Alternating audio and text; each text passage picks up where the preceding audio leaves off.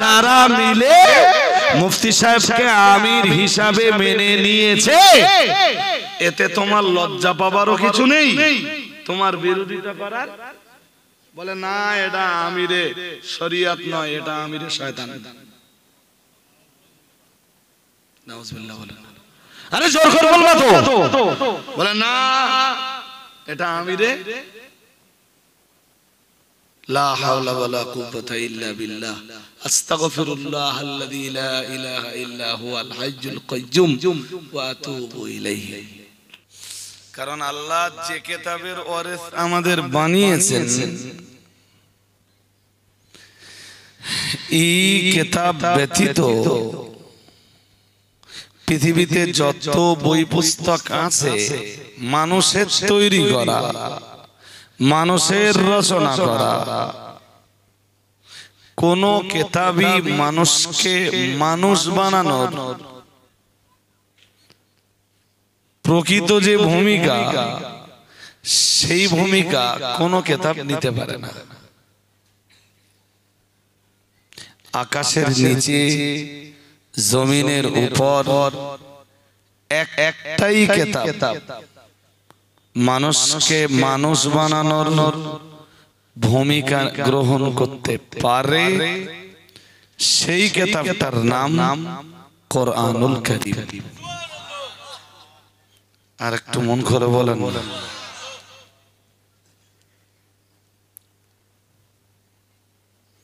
এই পর্যন্ত নিশ্চয়ই বুঝতে পেরেছেন। কোরআন নাযিল না হলে না, আর এই কিতাবের ওয়ারিস যদি আমরা না হতাম, আরে বাবা এই কিতাবটা তো আল্লাহ আমাদের আগের কোন উম্মতকেও দিতে পারতেন।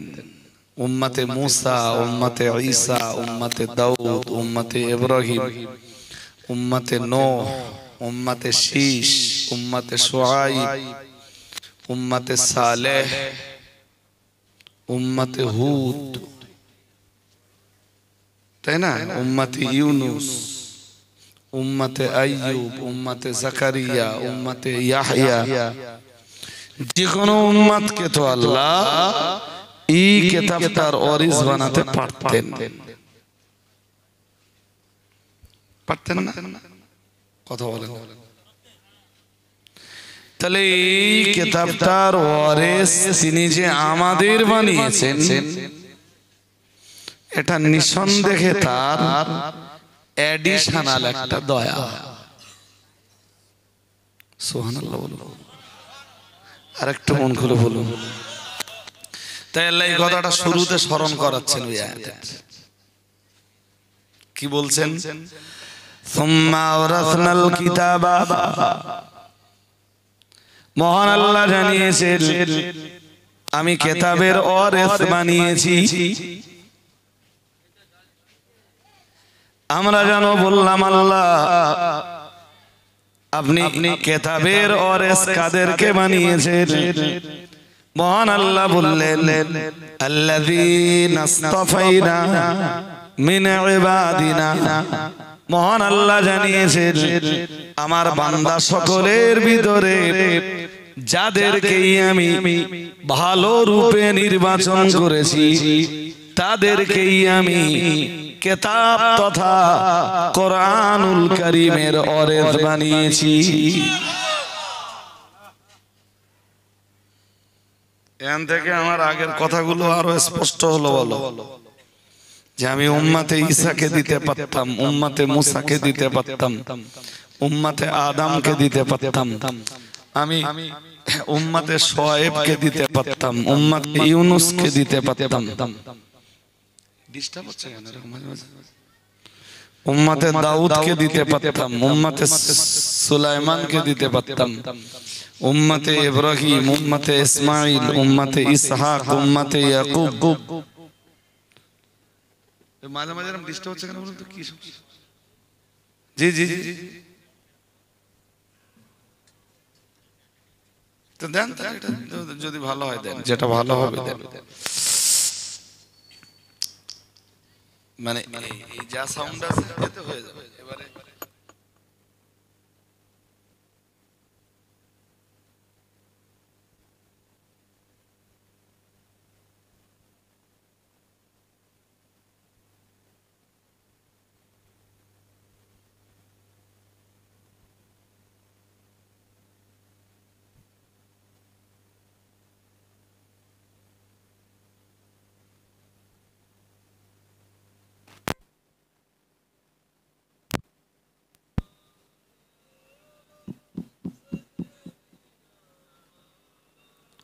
ওয়ালা আলে সাউন্ডটা বাড়ান এবার, এত সহজে। হাজিরিনে মাজলিস আরেকটু তুলতে হবে।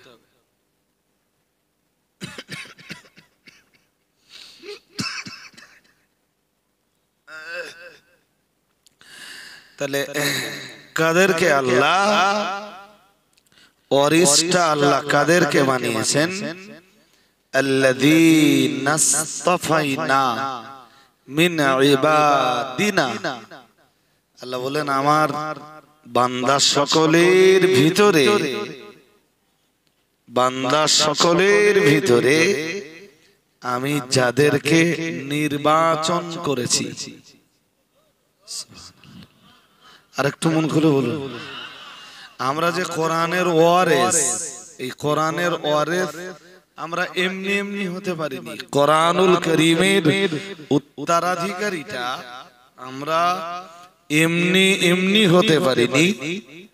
আল্লাহ কোরআনের উত্তরাধিকারী বানানোর জন্য তিনি আমাদেরকে বেছে নিয়েছেন।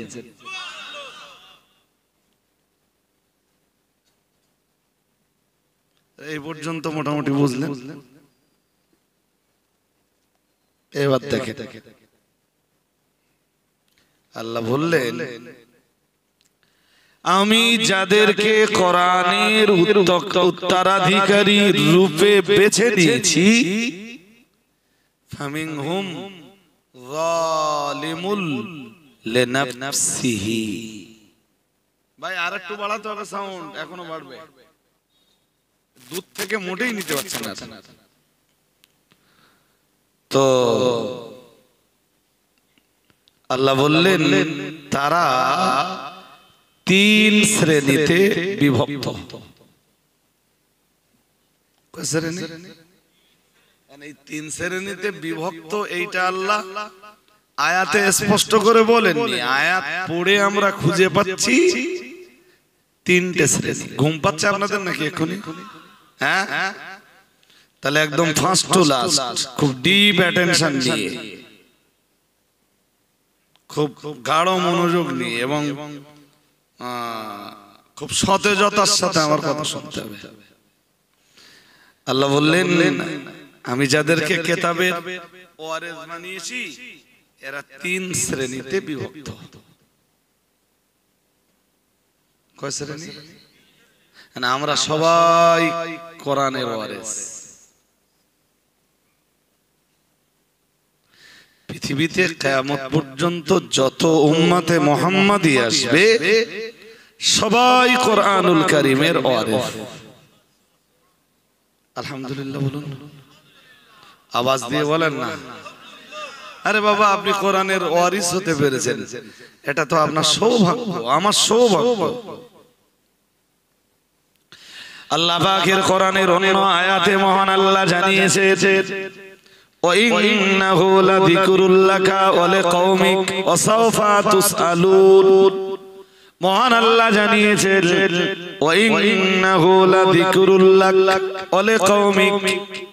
আল্লাহ পাক রব্বুল আলামিন জানিয়েছেন এই যে কিতাবের ওয়ারিস আপনাকে বানিয়েছি, এই যে কিতাবের নুজুল আপনার উপরে ঘটিয়েছি, এই যে কিতাবটি আপনার উপরে নাযিল করেছি, আর যে কিতাবটির ওয়ারিস আপনার উম্মতদেরকে বানিয়েছি, এর মাধ্যমে আমি আল্লাহ আপনার সম্মান যেমন বাড়িয়ে দিয়েছি, আপনার উম্মতের সম্মানও তেমন বাড়িয়ে দিয়েছি।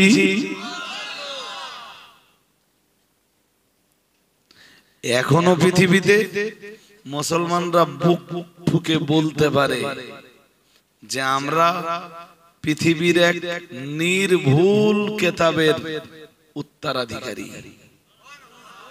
আরেকটু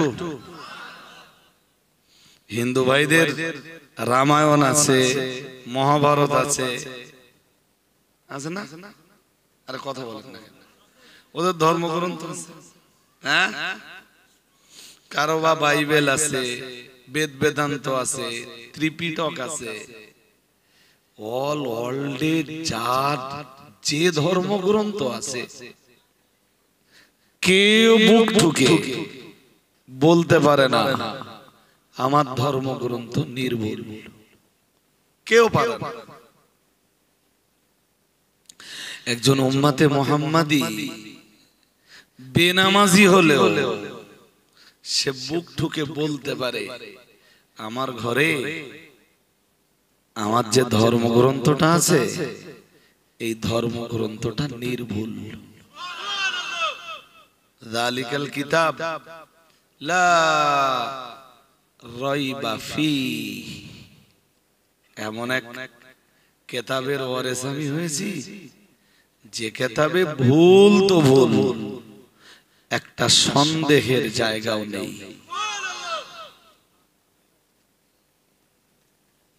সন্দেহ আছে?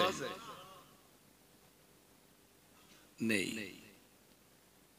যে কিতাবটায় সন্দেহ নেই ওই কিতাবটায় রাত দিন 5 বার নামাজের কথা আছে।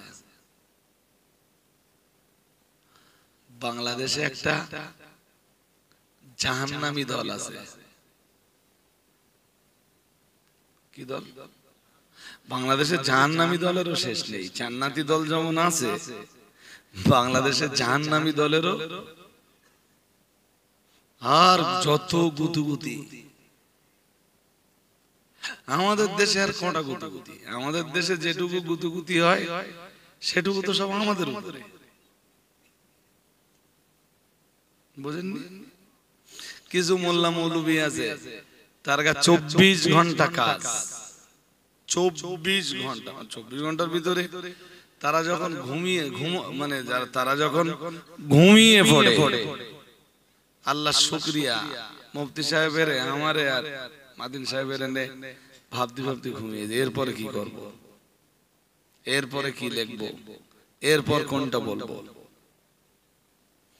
দুই একটা ফেসবুকে ঢুকে দেখেছেন কোনদিন? ফেসবুক আইডির নাম, আমি পুরো নাম বলছি না, পুরো নাম বললে সে তো হাইলাইট হবে। আইডির নাম ইসলামের সেবা। কি নাম? কি নাম বলেন বলেন? হ্যাঁ, নামটা দেখছে কি সুন্দর, মানে মুখটা বিরাট মিষ্টি। বাংলা একটা কথা আছে না, মিসরির ছুরি, শুনেছেন কোনদিন? মিসরির, মিসরি বোঝেন না? মিসরি, মিসরি বোঝেননি কোনদিন? উফ, একটুখানি কম্প্রোমাইজ করে নেন। এই দেখেন বাবুজি, বাবুজি একটুখানি প্লিজ, এই দেখেন আমাদের তখন আমার জন্য একটু মানিয়ে নেন, ছেড়ে দেন, ছেড়ে দেন। আবার কথা বলেন কেন আপনি?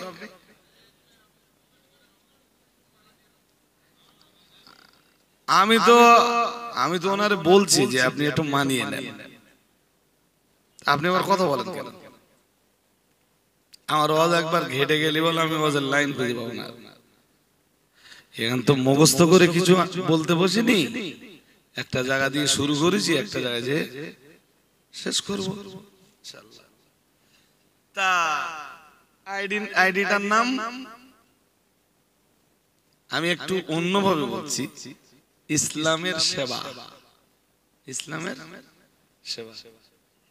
কে যেন পিছন থেকে একদম পুরো নামটা বলে দিলে। তো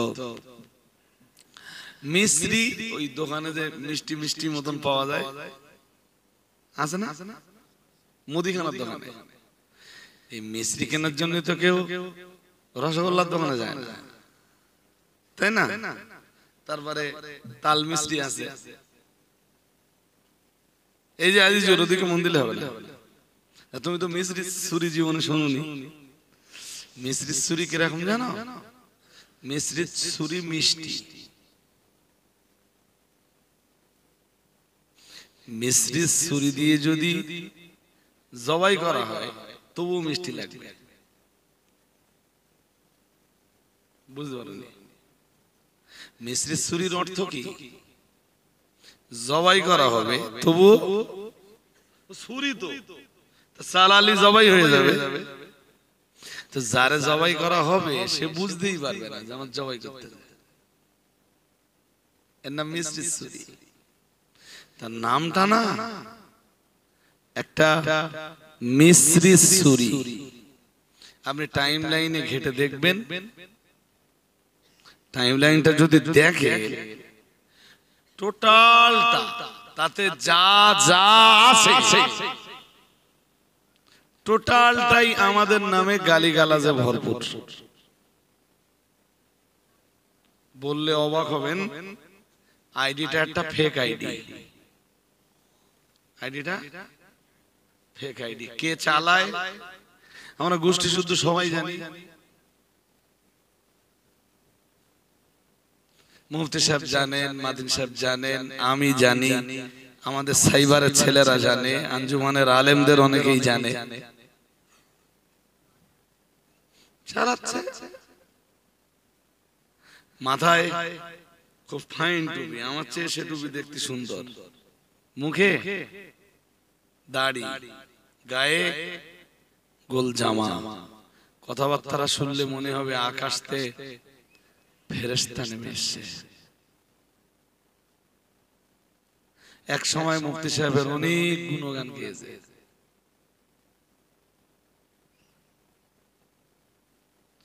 মাঝে মাঝে মনে হয় যে ওয়াজ নসিহতের স্টেজটা কি রাজনৈতিক কোন মঞ্চ?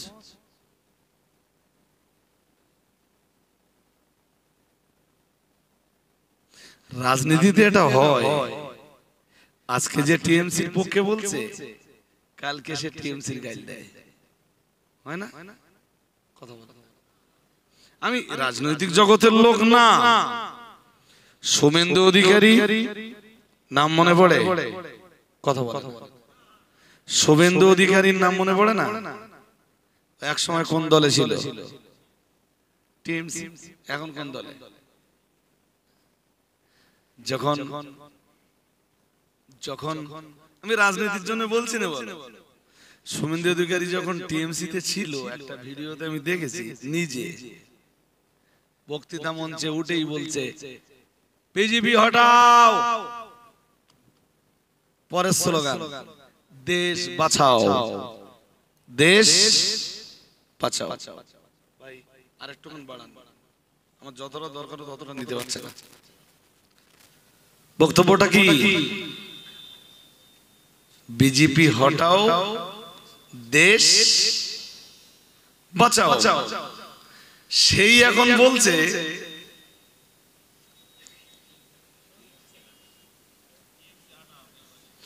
মাওলানাদের স্টেজটা কি রাজনৈতিক স্টেজে পরিণত হলো? হতেই পারে তুমি যে গোষ্ঠীতে ছিলে আজকে সেই গোষ্ঠীতে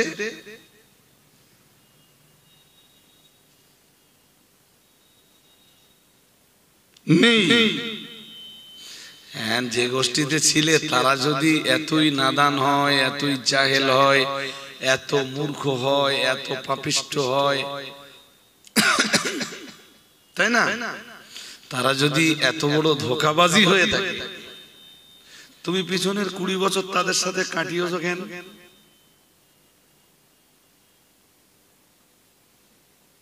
কুড়ি বছরে কোনদিন তোমার চোখ খুললো না।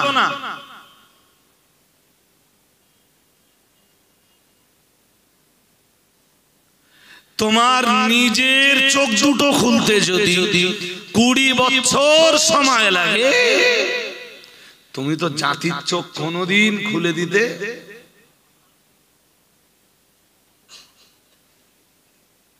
আর এক ভদ্রলোক বছর 40 কাটালো। কত বছর? উফ, সে এখন মুফতি সাহেবকে বলতেছে ভণ্ড। হাও হাও করে কোন এক স্টেজে কাঁদলে, অনেকটাই কেঁদে নিলে, বললে কাইম সাহেব যদি মরে যায় বাঙালি জাতির উপায় কি হবে? দাঁড়িয়ে দাঁড়িয়ে জাতির কান্না ছাড়া কোন রাস্তা হবে না। সেই এখন মুফতি সাহেবের বলতেছে কি হয়েছে তাতে? মুফতি সাহেব দাউদ কমে গেছে, জামিয়ার দান কমে গেছে, মুফতি সাহেবের আধিপত্য কমে গেছে।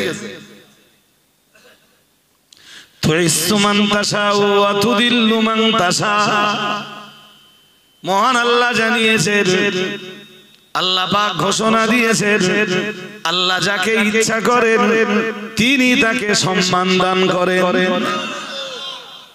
আর একটু মন খোলে ভাই, একটু এগিয়ে এগিয়ে আসতে হয়েছে, পিছনে জায়গা কম হচ্ছে, প্লিজ একটু আগান না, সামনে যেটুকু জায়গা আছে একটু ব্লক করুন। শুনুন, বারবার ডাকতে গেলে না সমস্যা যেটা হবে সেটা সময় লস হবে। আমি যে আয়াতটা পড়েছি না, এই আয়াতের তাফসীর তো আপনাদের শোনাবো, বাস্তব কিছু কথা এটা শুনগে নিচ্ছি আপনাদের। এতে আমার কোনো আফসোস নেই, সারা রাত ধরে যদি আমার নামে গাল পড়ে আমি তো এইটাই বিশ্বাস করবো যে আমার কিছু গুনাহ মাফ হচ্ছে।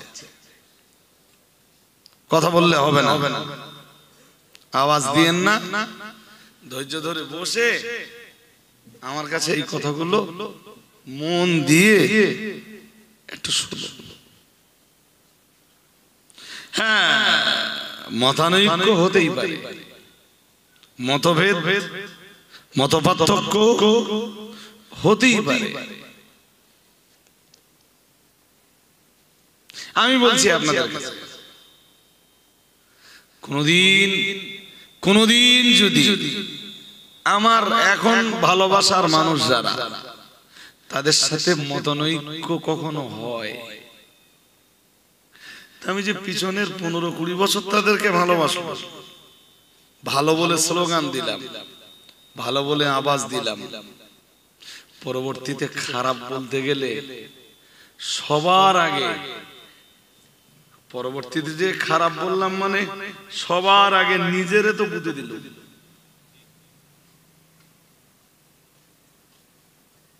আরে হ্যাঁ না, জোর করে বলবেন তো।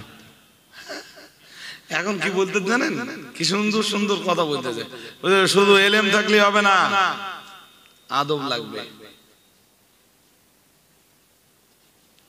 তার মানে আঙ্গাজে একটু অর্ধেক এলেম আছে, এটা স্বীকার করে। হ্যাঁ না কিছু বলবেন তো?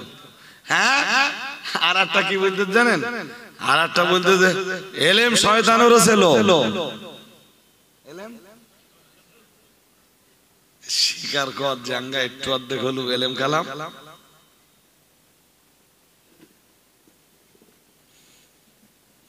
এলেম শয়তানের ছিল, সে শয়তান জাহান্নামী হয়ে গেছে। তাহলে ওই হুজুরির বক্তব্য অনুযায়ী জাতিকে এখন বলতে হবে, ভাই যদি জাহান্নাম থেকে বাঁচতে চাও খবরদার কেউ এলেম অর্জন করো না, এলেম অর্জন করলি বলো শয়তানের মতো জাহান্নামে যাবা। ফতোয়া কি এইটা হবে? গোমড়াগুলো সামনে বসে বসে বসে বসে অতি সুবহানাল্লাহ বলতে দেখ, তোরা জিন্দাবাদ দে। হ্যাঁ, কিছু মানুষ আছে ভাই যারা কোরআন বলেছে, আমি সূরা বাকারার 78 নম্বর আয়াত এক্ষুনি খুলেন।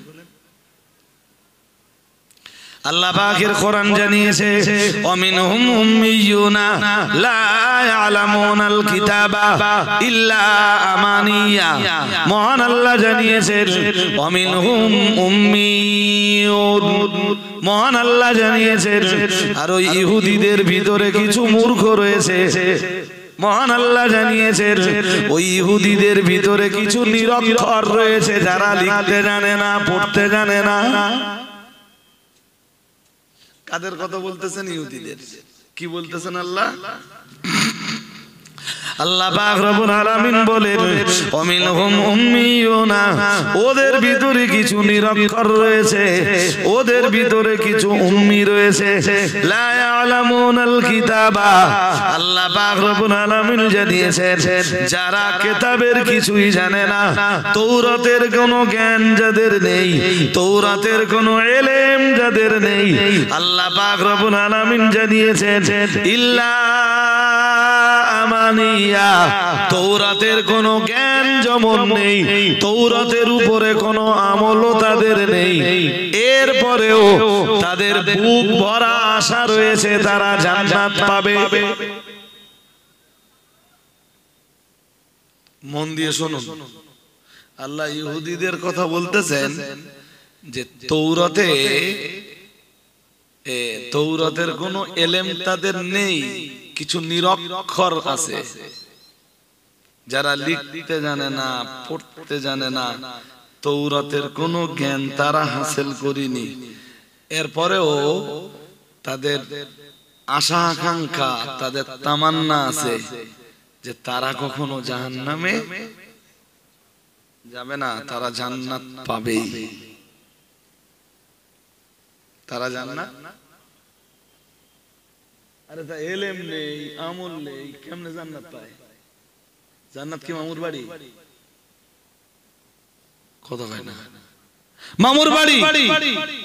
জান্নাত পাবার জন্য আমল লাগবে তো, হ্যাঁ না জোর করে বলেন, লাগবে নি? তা তো সোলো কেন আপনারা? আর আমল করার জন্য কি লাগবে? ইলম। কি লাগবে? ইলম, জ্ঞান, জ্ঞান, জ্ঞান। আজও আমার সমাজে না ভাই ঠিক এই জাতের মূর্খ কিছু আছে। আল্লাহ ওই কথাটা কোরআনে যায়, ইহুদিরা কিছু নিরক্ষর ছিল, তারা লিখতে জানতো না, পড়তে জানতো না, কোনো জ্ঞান তাদের ছিল না, এরপরেও জান্নাতে যাবার তামান্না, জান্নাতে যাবার আকাঙ্ক্ষা, জান্নাতে যাবার চাহিদা তাদের ছিল। এ কথা কোরআনে আল্লাহ আমাদের জানাচ্ছেন কেন? এই কারণে যে উম্মতে মুহাম্মাদির কোন উম্মত জানো এই মূর্খামিটা না করে,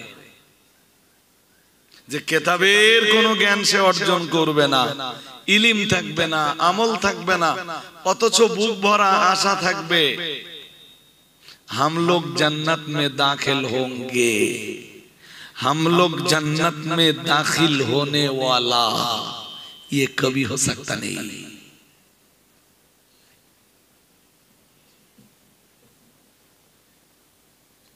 উম্মতে মুহাম্মাদির ভিতরে কেউ এইরকম মিথ্যা আশা যেন না করে। তাই আল্লাহ ওই আয়াতটা কোরআনে দিয়ে উম্মতে মুহাম্মাদিকে শেখাচ্ছেন। আর একটু মন খুলে বলো,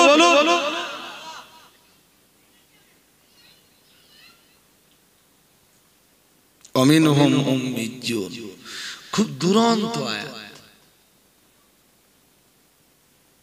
খুব দুরন্ত আয়াত কোরআনের। ইহুদি জাতির কাছ থেকে শিক্ষা নাও।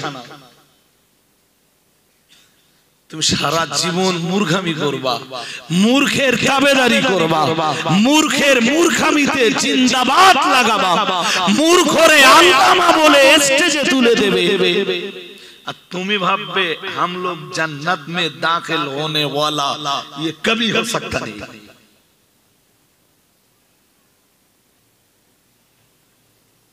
যদি জান্নাতে যেতে হয় আলেমের আনুগত্য করো, যদি জান্নাতে যেতে হয় ফিকহ তত্ত্ববিদের আনুগত্য করো, মুহাদ্দিস মুফাসসিরের আনুগত্য করো, কোরআন হাদিসের ইলম অর্জন করো, তদানুযায়ী জীবন গঠন করো, তবে তুমি আশা করতে পারো তুম জান্নাত মে দাখিল হোনে ওয়ালা।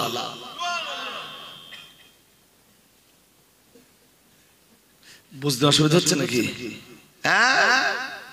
অন্ধের মতো মূর্খরে আনুগত্য করে যাচ্ছে। ওই হাবেজ সাহেব সভাপতিত্ব করছিলেন না, কোথায় ছিল? নেই, আমি ভুল বলিনি তো? হাফেজ সাহেব, আপনাদের গ্রামেও অনেক আলেম হাফেজ আছে, তো হাফেজদেরকে জিজ্ঞেস করলে খুব ভালো পাবেন। একদম 80 থেকে 90% বক্তা কোরআনটাই পড়তে পারে না। হ্যাঁ, মাঝে মাঝে একটা শব্দ হারিয়ে যাওয়া, মিসম্যানেজ হওয়া আমাদেরও হতে পারে। ব্রেন ঠিকঠাক ডেলিভারি দেয়নি, স্মৃতিতে ঠিকঠাক আসছে না, হতে পারে। মেবি আমারও হতে পারে, যে কোনো আলেমের হতে পারে। কিন্তু এইটা তো হতে পারে না যে একজন স্টেজের বক্তা তিনি কোরআন পড়তে পারবেন না।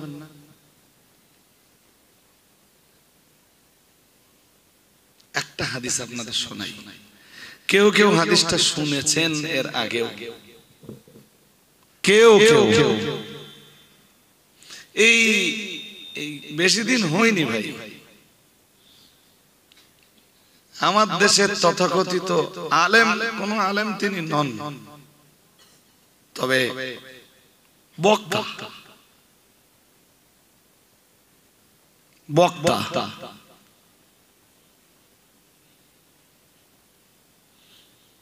কিরাম বক্তা জানেন? কখনো ঘোড়া ছুটাচ্ছে,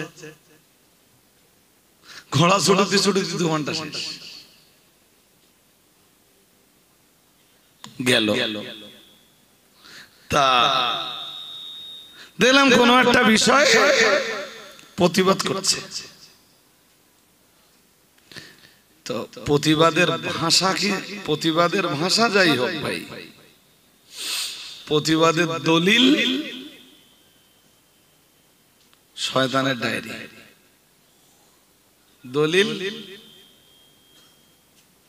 দলিল কোরআন না, হাদিস, কথা বলে না, ইজমা তাও না, কিয়াস তাও না, আকওয়ালে উলামা, উলামাদের কথাবার্তা তাও না, দলিল বলুন, বলে ফেলুন শয়তানের। নবীজি যখন হযরত মুআদ ইবনু জাবালকে, খুব মন দিয়ে শুনুন, আমি এই কথাগুলোর ভিতর দিয়েই তো আপনাদের কিছু কোরআন হাদিসের তত্ত্ব শোনাবো।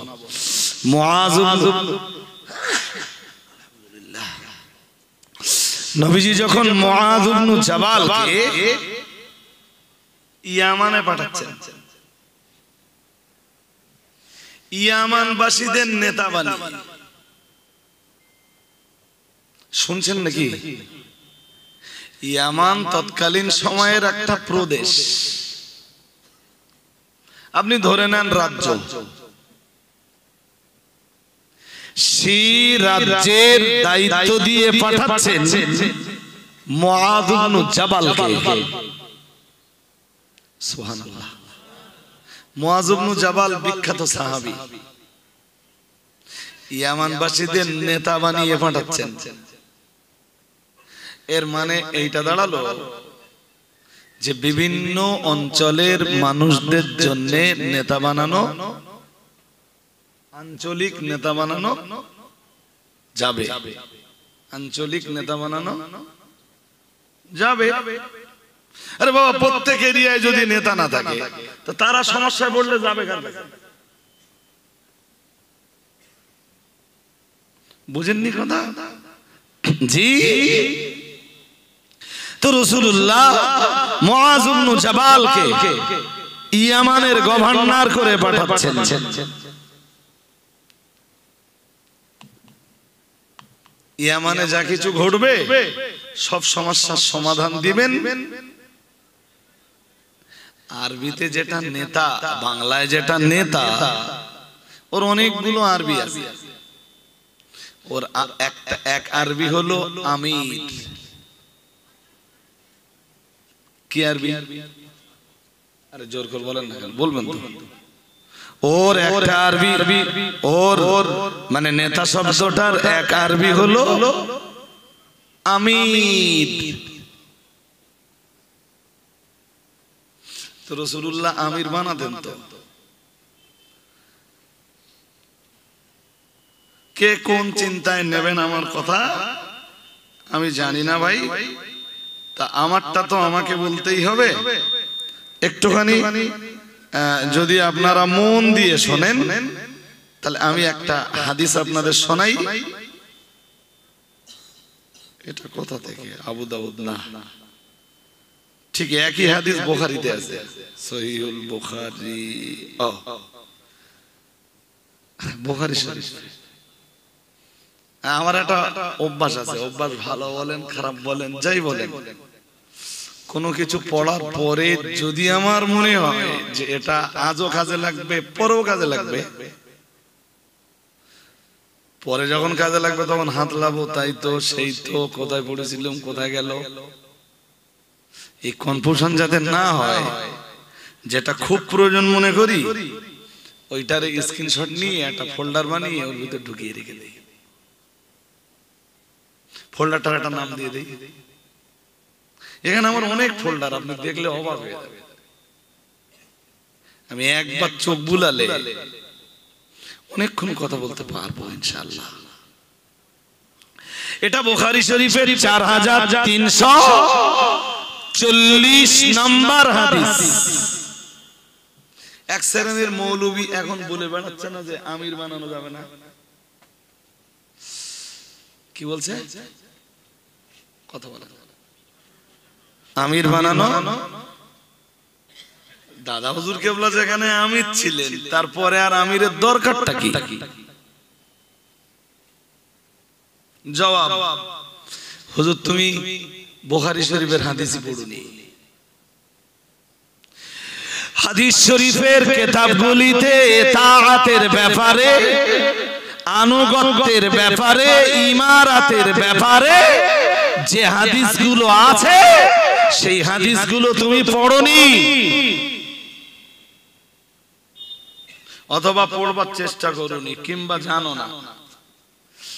না জানলে যারা জানেন তাদের কাছে গেলে তারা জানিয়ে দিতেন, সমস্যা নেই তো। এই হাদিস শুধু এক কিতাবে না বলো, এটা আবু দাউদেও আছে, আমি আবু দাউদ থেকে বলছি না, বুখারীতে আছে। একটু ডিটেইলস দেখেন কি সুন্দর। রাসূল করিম সাল্লাল্লাহু আলাইহি ওয়াসাল্লাম প্রিয় সাহাবী। তার আগে আরেকটা হাদিস বলি, আগেরটাকে কত বলেছিলাম? 4340, এটা 4362। এই হাদিসটা তো আগে শুনে নেন, মন দিয়ে শুনতে হবে, শুনলে আপনার আশা করছি যে বিবেকের দরজা ওপেন হয়ে যাবে। কি আছে হাদিসটায়? হাদিসটার বর্ণনাকারী বিখ্যাত সাহাবী হযরত জাবের রাদিয়াল্লাহু তাআলা আনহু। হাদিসে কি আছে? আমি মুআয ইবনে জাবালের কথা ভুলে যাইনি, বলো একটু ধৈর্য ধরতে হবে। মুআয ইবনে জাবালের কথা আমি আপনাদের শোনাবো আবার, মানে ওখান থেকে কামব্যাক করে আবার শোনাবো আপনাদের। তো এক্ষুনি যেটা শোনাচ্ছি 4362, দ্যাটস মিন 4362 নম্বর হাদিস, চ্যাম্পিয়ন হাদিস। হাদিসের বর্ণনাকারী সহিহ বুখারী, হাদিসের মান সহিহ। হযরত জাবের রাদিয়াল্লাহু তাআলা আন হাদিসের বর্ণনাকারী, উনি বলেন গাজাওনা জাইশাল খাফ, আমরা যুদ্ধ করেছিলাম। কোন যুদ্ধ? উনি বললেন যুদ্ধটার নাম বললেন জাইশুল খাফ। মন দিয়ে না শুনলে মনে রাখতে পারবেন না, বলো আপনারা। যুদ্ধটার নাম হলো জাইশুল খাফ। শুনছেন নাকি? এ মন থাকবে পরে কি নাম একটু আপনারা বলুন দিন দেখি। উল্টো পাল্টা হয়ে যাচ্ছে না তো? সূরা ফাতিহা পড়তে গিয়ে তাই মাঝে মাঝে জিভ দাঁতের কাছে কামড় খায়। সূরা ফাতিহা পড়তে গিয়ে আরে তো জাইশুল খাবত তা না, তোই এটা শুনলে তো বোঝা যাচ্ছে। জাইশুন মানে আসকার, সোলজার, বাংলায় কি বলে? সৈনিক। খাবত যে পাতা আছে গাছের, গাছের পাতা পাতা পাতা, গাছের পাতা বোঝেন না? দেখেছেন তো? তা এত দেরি হচ্ছে কেন বলতে? খাবত হলো পাতা। যুদ্ধটার নাম হলো জাইশুল খাবত। কেন এই নাম হলো? ওই যুদ্ধে সাহাবাদের খাবার ফুরিয়ে গেল, কিন্তু সাহাবারা সফলতা না পেয়ে ফিরে আসবেন না, পাঠিয়েছেন বিশ্বনবী। আল্লাহ পাকের নবী সাহাবীদের খাবার যখন ফুরিয়ে গেল, খাবারের সংকট যখন দেখা দিল, কারোর কাছে যখন কোনো খাবার নাই, সাহাবারা ওই পিরিয়ডে গাছের পাতা পেড়ে চিবিয়ে খেলেন।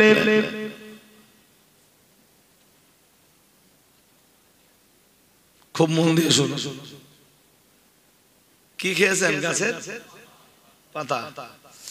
এই জন্য এই বাহিনীকে বলা হয় জাইশুল খাব, পাতাওয়ালা বাহিনী। পাতাওয়ালা। আর একটা কথা বলা যেত, বাট শুনতে একটু খারাপ লাগবে,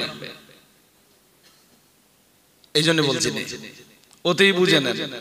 কারণ তারা ক্ষুধার যাতনায় পাতা চিবিয়েছিল। বুখারী শরীফের হাদিস বলছি। আল্লাহ পাকের নবী সাহাবী হযরত জাবের রাদিয়াল্লাহু তাআলা আনহুর বর্ণনা, উনি বর্ণনা করে উম্মেরা আবু উবায়দা, ওই যুদ্ধে প্যারা নবী মুহাম্মদুর রাসূলুল্লাহ সাল্লাল্লাহু আলাইহি ওয়াসাল্লাম তার জান্নাতের সার্টিফিকেট প্রাপ্ত সাহাবী হযরত আবু উবায়দাকে নেতা বানিয়ে দিয়েছিলেন। আর একটু মন খোলা বলো, বুঝতে অসুবিধা হচ্ছে নাকি? ওই পাতাওয়ালা বাহিনী যখন যুদ্ধ করতে গেল, রাসূল তাদের নেতা বানিয়ে দিলেন হযরত আবু উবায়দা রাদিয়াল্লাহু তাআলা আনহুকে। কে আবু উবায়দা? ইনি জান্নাতের সার্টিফিকেট প্রাপ্ত, রাসূলের মুখে ঘোষিত একজন জান্নাতি সাহাবী। দ্যাটস মিন এই যুদ্ধে যারা যাচ্ছে এরা সবাই আবু উবায়দাকে মেনে চলতে বাধ্য। আসল মান্যতা কার বলুন তো? জোর করে বলেন না। আরে বাবা, আসল মান্যতা আল্লাহর এবং তার রাসূলের, তাই তো নাকি?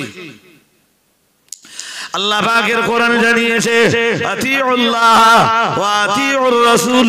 আল্লাহ পাক রব্বুল আলামিন জানিয়েছেন তোমরা আল্লাহর আনুগত্য করো এবং আনুগত্য করো রাসূলের।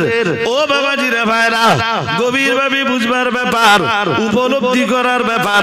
তাহলে মূল আনুগত্য আল্লাহর, মূল আনুগত্য রাসূলের। কিন্তু প্রিয় নবী মুহাম্মদুর রাসূলুল্লাহ সাল্লাল্লাহু আলাইহি ওয়াসাল্লাম একদল সাহাবীকে যখন যুদ্ধ করতে পাঠাচ্ছেন, তাদের ভিতরের একজন লিডার দরকার, তাদের ভিতরের একজন নেতা দরকার। নইলে যারা যুদ্ধের ময়দানে যাচ্ছেন তাদের নেতৃত্বটা কে দিবেন? ও বাবাজিরা ভাইরা, কিংবা তারা কোনো সমস্যায় পড়লে এই সমস্যার সমাধান তারা কার কাছে নিবেন? রাসূলুল্লাহ তো সেখানে হাজির নাই।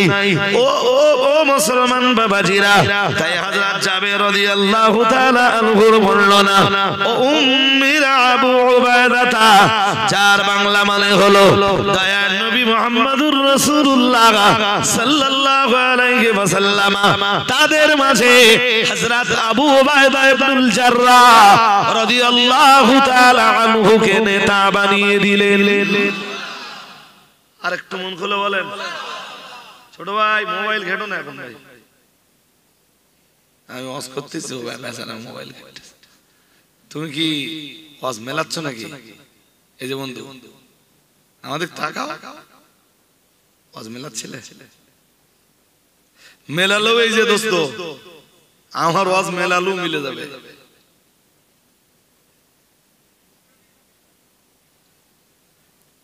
জি আপনারা সাধারণ মানুষ তো, তাও আমি যা যা বলবো দেখবেন সেখান সেখান খুলে দেখবেন সব মিলে যাচ্ছে, আর না মিললে আমার ওয়াজ নিতে হবে না।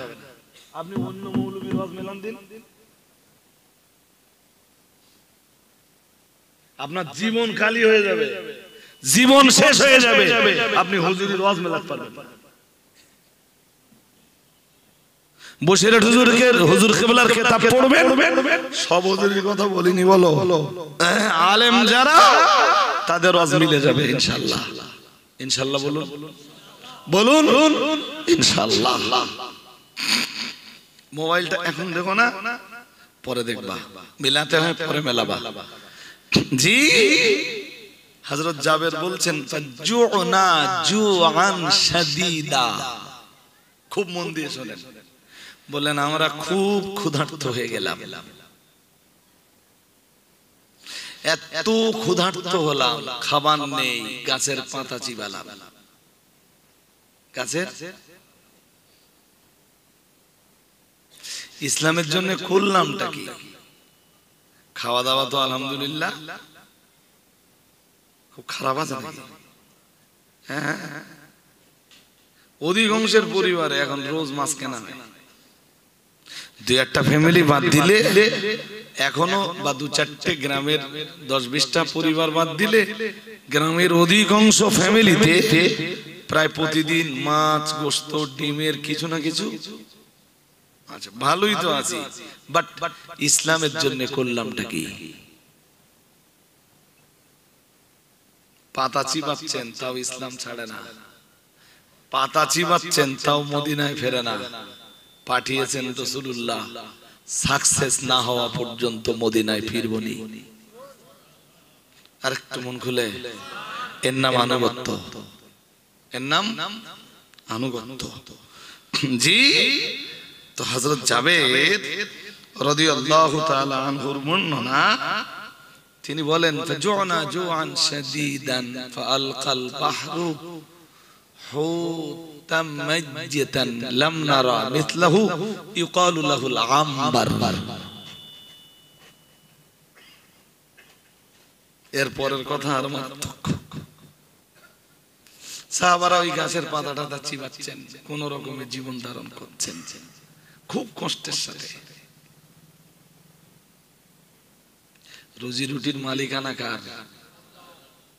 হুয়া ইউতঈম ওয়ালা ইউতআম। সূরা আনামের ভিতরেই বোধহয় শুরুর দিকে আছে। আল্লাহ বলেন তিনি খাইয়ে থাকেন, খেয়ে থাকেন না, খাইয়ে থাকেন। কে তিনি? জোরে বলেন আল্লাহ। কাদেরকে খাওয়ান? মখলুককে, শুধু আমাদের না, তার মখলুকদেরকে তিনি খাইয়ে থাকেন। এটা এটা সূরা আনামের 14 নম্বর আয়াতের মাঝখানের অংশ। হুয়া ইউতঈম ওয়ালা ইউতআম, তিনি খাওয়ান কিন্তু তাকে খাওয়ানো হয় না, তার খাবারের প্রয়োজন হয় না। আরেকটু মন খুলে বলুন,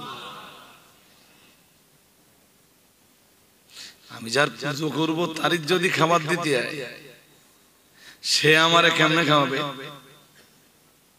এই জন্য হুয়া ইউতঈম ওয়ালা ইউতআম, চ্যাম্পিয়ন আয়াত সূরা আনামের ওই আয়াত। আজ ওই আয়াত নিয়ে আমার আলোচনা না, আমার কাজ না। অন্য আয়াতে আল্লাহ 28 পারা সূরা জুমার শেষ আয়াতের শেষ অংশে বলেন আল্লাহু খায়রুর রাযিকিন, আল্লাহ বলেন আল্লাহ শ্রেষ্ঠ রিজিক দাতা। আরেকটু কেউ না খেয়ে মারা যাবেন আর আল্লাহ তাকে রিজিক দেবেন না, এটা হতে পারে না। আল্লাহ পাকের কোরআনের 12 পারার প্রথম পৃষ্ঠায় প্রথম লাইনেই আমার আল্লাহ জানিয়েছেন ওয়ামা মিন দাব্বাতিন ফিল আরদি ওয়ামা মিন দাব্বাতিন ফিল আরদি ইল্লা আলাল্লাহি রিজকুহা। মহান আল্লাহ জানিয়েছেন জমিনে যত মখলুক রয়েছে, যত প্রাণী রয়েছে, সকলের রুজি রুটির দায়ভার আমার আল্লাহর কুদরতি কবজায়। আমার আল্লাহ পাক রব্বুল আলামিন সকলের রুজি রুটি দান করে থাকেন। ও বাবাজিরা ভাইরা, ছোট থেকে নিয়ে ছোট, বড় থেকে নিয়ে অতি বড়, সবার রিজিকের দায়ভার আমার আল্লাহর কুদরতি কবজায়। আমার আল্লাহ পাক রব্বুল আলামিনের কোরআনের অন্য আয়াতে রয়েছে ইন্নাল্লাহা হুয়ার রাজ্জাক যুল কুওয়াতিল মাতিন। পড়ুন আল্লাহু আকবার। আল্লাহ নিজেই বলেছেন নিশ্চয়ই আল্লাহই তো রিজিক দাতা। আর একটু মন খুলে বলুন, সাহাবারা গাছের পাতা চিবাচ্ছে, রুজি রুটির কোনো ব্যবস্থা হবে তো? আরে হ্যাঁ না বলেন না, কেন এত দেরি হয় কেন? রব তো তিনি যিনি সৃষ্টি করে ছেড়ে দেন না, রব তিনি যিনি সৃষ্টিও করেন, সৃষ্টির চাহিদাগুলো পূরণ করেন। হ্যাঁ, সাহাবারা প্রচন্ড ক্ষুধার্ত, গাছের পাতা চিবাচ্ছেন। সাহাবী জাবের বলেন ফাজুনা জুআন শাদীদা, খুব ক্ষুধার্ত হয়ে গেলাম। ফালকাল বাহরু হুতাম মাজ্জিতান লাম নারা মিথলাহু ইউকালু লাহুল আমবার। সাহাবী জাবেরের বর্ণনা, তিনি বলেন আমরা প্রচন্ড ক্ষুধার্ত যখন হয়ে গেলাম, যন্ত্রণা যখন সইতে পারছিলাম না, সমুদ্র তখন তার কিনারায় একটা বিরাট বড় মাছ নিক্ষেপ করলো। কি নিক্ষেপ করলো? আসলে নিক্ষেপ কি সমুদ্র করলো? সমুদ্র কার কবজায়? সবাই বলে না। সমুদ্রের পানি, সমুদ্রের ঢেউ হুকুম মেনে চলে কার? আল্লাহ। মারাজাল বাহরাইনি ইয়ালতাকিয়ান, সূরা রহমান তো অনেকে পড়েন। তারপর বলেন বাইনাহুমা বারযাখুল লা ইয়াবগিয়ান। আরেকটু, মিঠা পানি আর লবণাক্ত পানি একই সাথে চলছে, গরম পানি আর ঠান্ডা পানি একই সঙ্গে চলছে দুটো, বাট ঠান্ডাটা গরমের সাথে মেলে না, গরমটা ঠান্ডার সাথে মেলে না। বাইনাহুমা বারযাখুল লা ইয়াবগিয়ান, মাঝখানে কোনো পার্টিশন টান কিচ্ছু দেওয়া নেই। এসব তোমার রবের কুদরতের খেলা। এরা সবাই তোমার রবের হুকুম মেনে চলে। আল্লাহ সমুদ্রকে হুকুম দিয়েছেন, সমুদ্রের পানির হুকুম দিয়েছেন একটা মাছ কিনারায় নিক্ষেপ কর, ঠিক ওই জায়গায় যেখানে আমার নবী সাহাবীরা আছেন।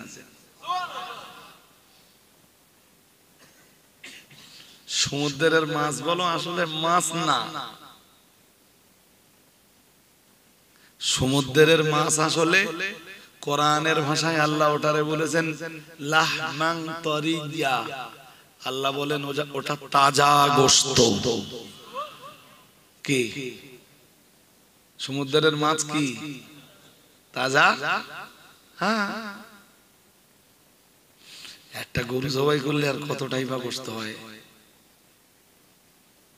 সমুদ্রে এমন মাছ আছে 10টা গরু বিরাট বড় বড়, ধরুন 4 কুইন্টাল 5 কুইন্টালে গরু, তা 5টা জবাই করলে আপনার ধরুন 25 কুইন্টাল হলো গোশত। সমুদ্রে এমন মাছ আছে যে যে মাছটা মানে একটা মাছের ওয়েট 30 কুইন্টালের চাইতেও 25 কুইন্টালের চাইতেও অনেক।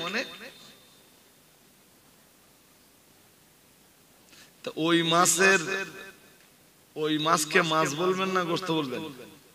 তা আল্লাহ তো ওইটাই বলতেছেন যে আমি সমুদ্রের পানিতে তাদের জন্য লাহমে তারি তাজা গোশতের ব্যবস্থা করে রেখেছি। আমরা বাজারতে যা কিনে টিনে খাই, এগুলো ওই সমুদ্রের মাছের তুলনায় পুঁটি মাছটা এই ধরনের বললু মনে হয় কি কম বলা হবে না? বিশাল বিশাল মাছ। আল্লাহ পাকের নবী সাহাবী হযরত জাবেরের বর্ণনা, আমরা প্রচন্ড ক্ষুধার্ত হয়ে গেলাম। আল্লাহ পাক রব্বুল আলামিন আমাদের ক্ষুধা নিবারণের জন্য তাইফা আলকাল বাহরু হুতাম মাইয়াতান লাম নারা মিথলাহু, আল্লাহ পাক রব্বুল আলামিন আমাদের ক্ষুধা নিবারণের জন্য সমুদ্রকে নির্দেশ দিলেন। সমুদ্রের ঢেউ একটা বিরাট আকারের মাছ কিনারায় নিক্ষেপ করলো। আমার আল্লাহ পাক রব্বুল আলামিনের রাসূলের সাহাবী হযরত জাবের জানিয়ে দিয়েছেন, ও নবী সাহাবীরা, এটাও তোমরা মনে রাখো, ও উম্মতে মুহাম্মাদি, এটাও তোমরা মনে রাখো, ইউকালু লাহুল আম্বার। এখন আমাদের তো জানতে মন চাইবে, তাহলে সাহাবাদের রুজি রুটির জন্য আমার আল্লাহ পাক রব্বুল আলামিন বিরাট যে মাছটাকে পাঠিয়ে দিলেন, এই মাছটার নাম কি ছিল এটা তো জানতে মন চাইবে। সাহাবী জাবেরের বর্ণনা, লাম নারা মিথলা, এই রকম মাছ আমরা জীবনে কোনোদিন দেখিনি।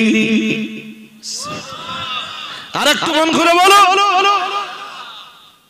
আল্লাহু আকবার। সাহাবী জাবেরের বর্ণনা, লাম নারা মিথলাহু।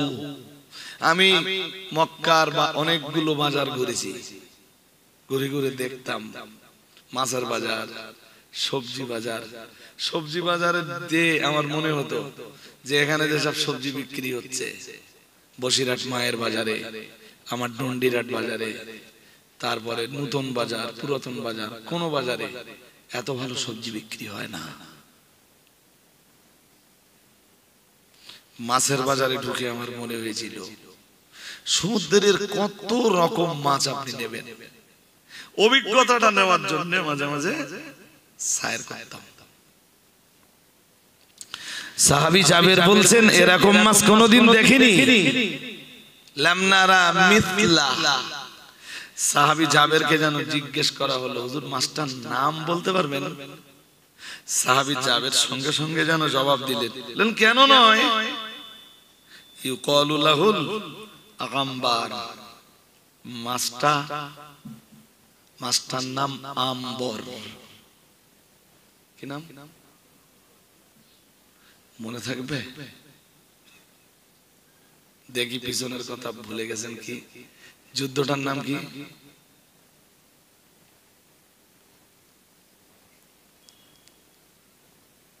সবাই ভুলে গেছে। আর অশুনতে এই যে নীরব পরিবেশে আমার কাছে বসেন আপনারা, ভীষণ ভালো লাগে যখন আপনারা এইভাবে একদম কাতারে কাতার দিয়ে, কোনো নড়াচড়া নেই, হরকত নেই, হেলদোল নেই, কিছুই নেই, একভাবে কথা শুনছেন। মনে রাখতে পারেন না কেন? জাইশুল খাফত, জাইশুল খাফত শুরুতেই বলেছিলাম, ভুলে গেছে। পরে আম্বারটা বলতেছি, এটা আবার কালকে, এটা একটু সহজ আছে বলে। হ্যাঁ, জাইশুল খাফত। আর মাস্টার নাম আম্বার, আইন নুন বেরে, বা অন্যভাবে বললে বার আম্বার। কেউ বে পড়ে আর কেউ তোর যেটা মন চাচ্ছে তুই পড়, আমরা যেটা পড়তেছি এটা বাধা দিস না, ভুল বলছি? হ্যাঁ হ্যাঁ, চলো। হযরত জাবেরের বর্ণনায় পর ফাকাল্লা মিনহু নিসফা শাহর, আল্লাহর নবী সাহাবী হযরত জাবের রাদিয়াল্লাহু তাআলা আনহু বলেন, রাসূলুল্লাহর এত সংখ্যক সাহাবী, আমরা 15 দিন ধরে মাছটা খেলাম। রুটি আছে, কথা বল না, খেজুর আছে, ভাত আছে, কি আছে? মাছ ছাড়া আর কিছু, শুধু মাছ খেয়ে কয়দিন কাটালেন? হযরত জাবের একা না, জাবেরের সঙ্গী সাথী ওই যুদ্ধের সব সৈনিকরা 15 দিন ধরে খেলেন। ফাকালনা মিনহু নিসফা শাহরিন ফাকাদা আবু উবাইদা আযমা মিন ইযামিহি। মাছের ওইটারে খাওয়ার পরে যেটা ফেলে দেন ওটা কি বলে? কাটা। কি বলে? কাটা। আচ্ছা, মাছ যত বড় হবে কাটা তত। আচ্ছা, মাছের কাটা যদি গরুর পায়ের ঠ্যাঙের চাইতে মোটা হয় তখন ওইটা কাটা বলবেন না হাড় বলবেন? এই তো লাইনে আছেন আপনারা ভালোই। তেলাহুই মাছের কাটা, দুই একজন দেখেছি তেলাহুই মাছের কাটা টাটা বাজে না, ওই ভাব ঢুকে যাচ্ছে, আছে না? হ্যাঁ, আবার গলায় একটা মাছের কাটা টাটা বেঁধে গেলে না ভীষণ কষ্ট হয়, ভীষণ অসুবিধা হয়। মাছের কাটা টাটা বেঁধে গেলে সূরা ওয়াকিয়ার ওই আয়াতটা পড়ে ঝেড়ে দেবে।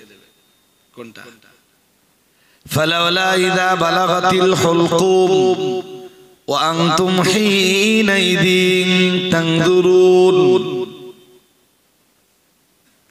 এইভাবে পড়ে, এইভাবে একটু ঢুলে দেবেন, একটু আল্লাহ চাইলে আল্লাহর করুণা হবে।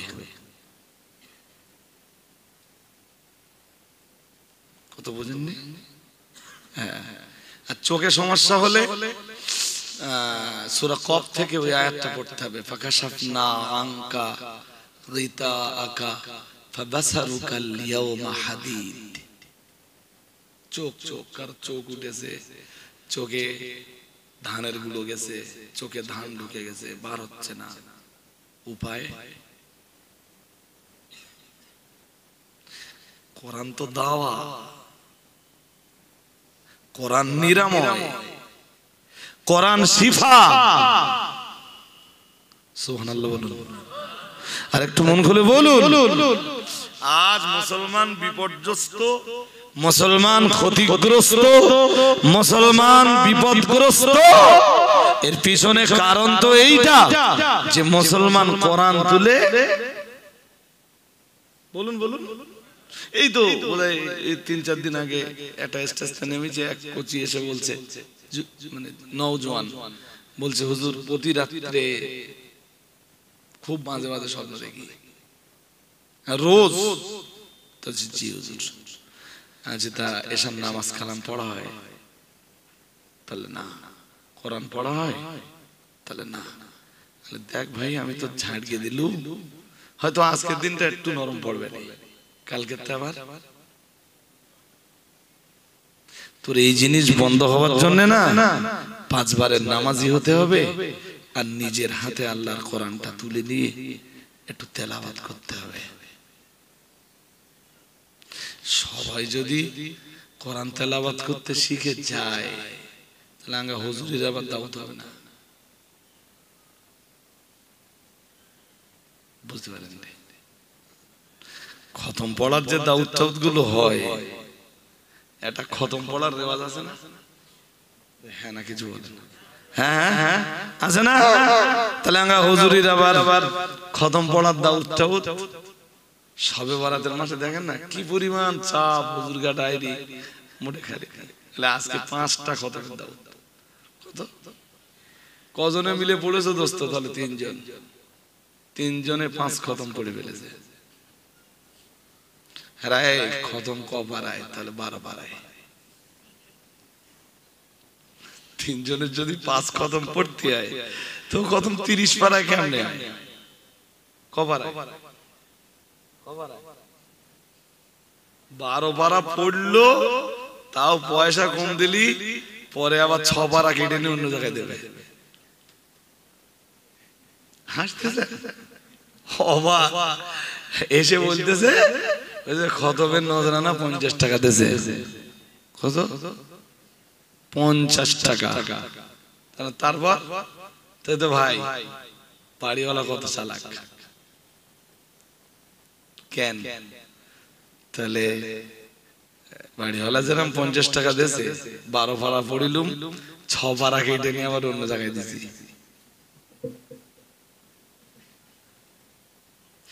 ব্যবসা কোরআন নিয়ে ব্যবসা চলতে মাদিন সাহেব এইটার বিরুদ্ধে একবার বলেছিলেন। এর মানে কি এইটা যে কোরআন তেলাওয়াতের বিরুদ্ধে বলছি? আপনার বাড়ি কোরআন তেলাওয়াত হবে, আপনি নিজে কোরআন তেলাওয়াত করুন, বাড়ির ভাবিকে বলুন কোরআন তেলাওয়াত করতে। এরপরও মন ওঠে না মুফতি সাহেবকে বছরে একদম মন উঠতেছে না, আচ্ছা মুফতি সাহেবকে একবার একটু এনে বাড়িতে একটু দোয়া করে গেলেন, ব্যাস আর কি চাই। মুফতি সাহেব এসে একবার পড়ে দিয়ে গেলি সারা বছরের কাজ হবে, মানে প্রোমো মেরে নেওয়া হয়, তাই তো?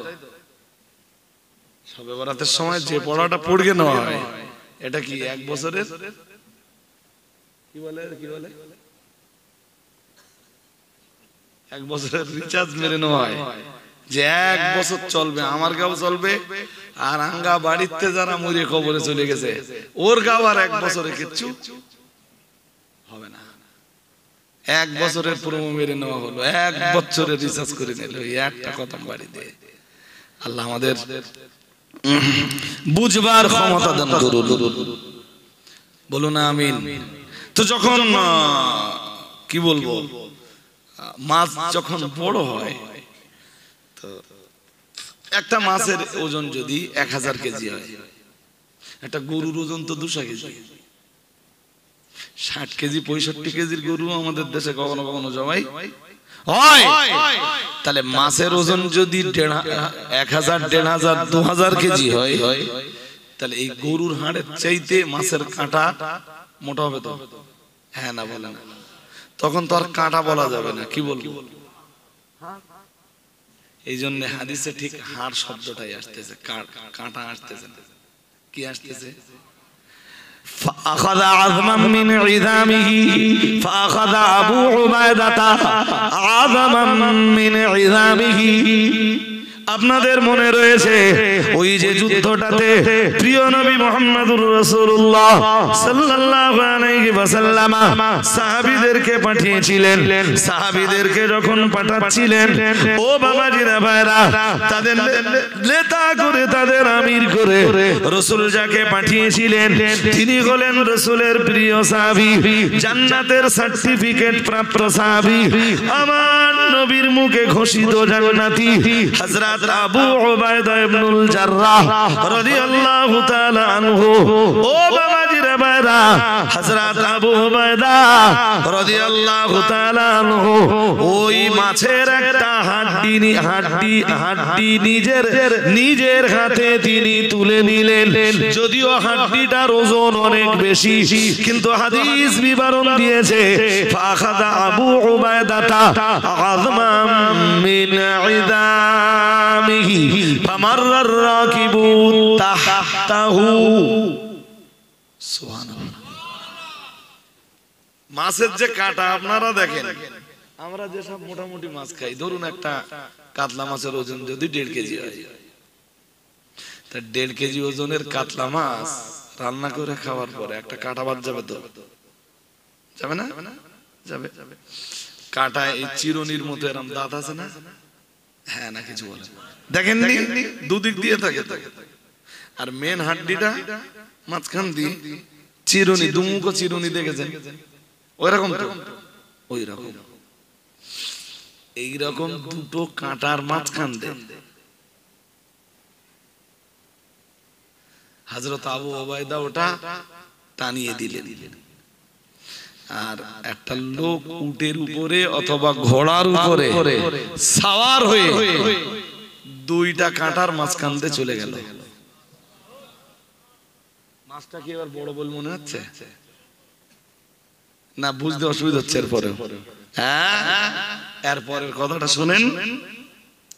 হাদিস শরীফ বিবরণ দিয়েছে প্রিয় নবী মুহাম্মদুর রাসূলুল্লাহ সাল্লাল্লাহু আলাইহি ওয়াসাল্লামের সাহাবী হযরত জাবেরের বর্ণনা, ফালাম্মা কদিমনাল মাদিনাতা যাকারনা যালিকা লিন-নবী সাল্লাল্লাহু আলাইহি ওয়াসাল্লাম।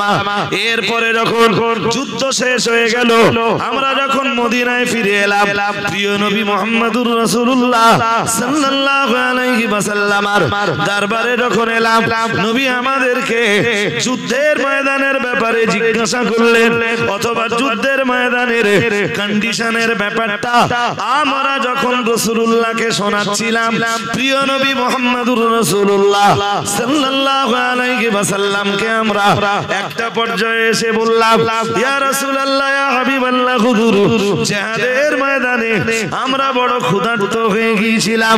ইয়া রাসূলুল্লাহ, ইয়া হাবিবাল্লাহ, হুজুর খাওয়ার মতো আমাদের কাছে কিছুই ছিল না। অগাধা কোনো রাস্তা না পেয়ে আমরা গাছের পাতা চিবিয়েছিলাম। ইয়া রাসূলুল্লাহ, ইয়া হাবিবাল্লাহ, হুজুর কিন্তু আমরা আপনার সাহাবীরা, আমাদের কষ্ট আমার আল্লাহ সয় না। আমার আল্লাহ রুজি রুটির মালিক, আমার আল্লাহ শ্রেষ্ঠ রিজিক দাতা, আমার আল্লাহ হলেন আল্লাহু খায়রুর রাযিকিন, আমার আল্লাহ শ্রেষ্ঠ রুজি রুটি দাতা, আমার আল্লাহ হলেন ওমা মিন দাব্বাতিন ফিল আরদি ইল্লা আলাল্লাহি রিজকুহা, আমার আল্লাহ হলেন ইন্নাল্লাহা হুয়ার রাজ্জাকু যুল কুওয়াতিল মাতিন। ইয়া রাসূলুল্লাহ, ইয়া হাবিবাল্লাহ, হুজুর আমরা তখন ক্ষুধায় কাতর, ক্ষুধার যন্ত্রণায় ছটফট করেছিলাম। হুজুর আমরা তখন গাছের পাতা চিবাচ্ছিলাম। সেই সময় আমার আল্লাহ তাআলা দয়া পরবশ হয়ে সমুদ্রের একটা মাছ সমুদ্রের কিনারায় আমাদের জন্য নিক্ষেপ করে দিলেন। ইয়া রাসূলুল্লাহ, ইয়া হাবিবাল্লাহ, হুজুর 15 দিন ধরে আমরা ওই মাছটা খেলাম। প্রিয় নবী মুহাম্মদুর রাসূলুল্লাহ সাল্লাল্লাহু আলাইহি ওয়াসাল্লাম, আল্লাহ পাকের নবী এক বিন্দু বিসর্গ দেরি না করে বললেন, ফাকালা কুলু রিজকান, আল্লাহ পাকের নবী বললেন, ফাকালা কুলু রিজকান আখরাজাহুল্লাহ। প্রিয় নবী বললেন, আল্লাহ পাক তোমাদের জন্য রুজি রুটি হিসাবে যেটা পাঠিয়েছেন, রিজিক হিসাবে যেটা পাঠিয়েছেন, তোমরা সেটা খাও। আল্লাহ পাকের নবী পরি বললেন, ওয়াতিমুনা ইন কানা মাকুম, ও সাহাবীরা ওই মাছের কিছু অংশ যদি তোমাদের কাছে থাকে, আমি মুহাম্মদুর রাসূলুল্লাহ সাল্লাল্লাহু আলাইহি ওয়াসাল্লাম আমার কাছেও কিছুটা পাঠিয়ে দাও। আছে আর থাকলে না বললেন কেন? এন হাদিস শেষ করেছি আমি। নবীজি বলতেছেন যে ওয়াতিমুনা ইন কানা মাকুম, তোমাদের কাছে থাকলে আমায় একটু খাওয়াও। সাহাবীর বর্ণনা, ফাআতাহু বা'দুহুম ফাআকালাহু।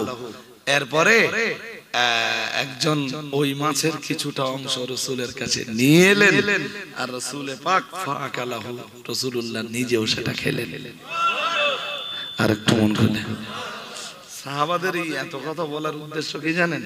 কি জানি হুজুর ক্ষুধার তাড়নায় ওই মাছটা খেয়ে কোনো ভুল টুল হয়ে যায়নি তো। তাই রাসূলুল্লাহ সাহাবীদের মনের ওই সন্দিহানটাকে দূর করতে বললেন, তোমাদের কাছে থাকলে একটু পাঠিয়ে দাও। সাহাবারা পাঠিয়ে দিলেন, রাসূলুল্লাহ নিজে ওই মাছের কিছুটা অংশ খেলেন। বলুন তো, যুদ্ধের নেতাকে জোর করে বলতে হবে, আবু উবায়দা, হযরত আবু উবায়দা,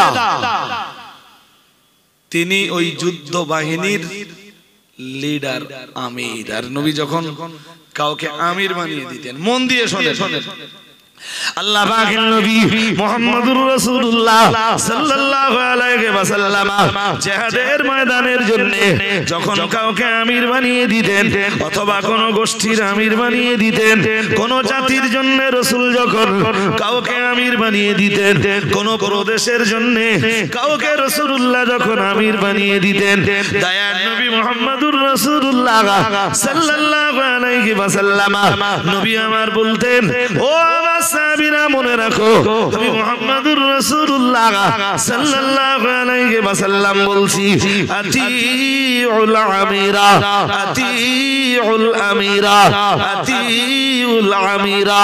ও আমার সাহাবীরা, আমি মুহাম্মদুর রাসূলুল্লাহ সাল্লাল্লাহু আলাইহি ওয়াসাল্লাম বলছি, তোমরা আমিরের আনুগত্য করো, তোমরা তোমাদের নেতার আনুগত্য করো, তোমরা তোমাদের নেতার আনুগত্য করো।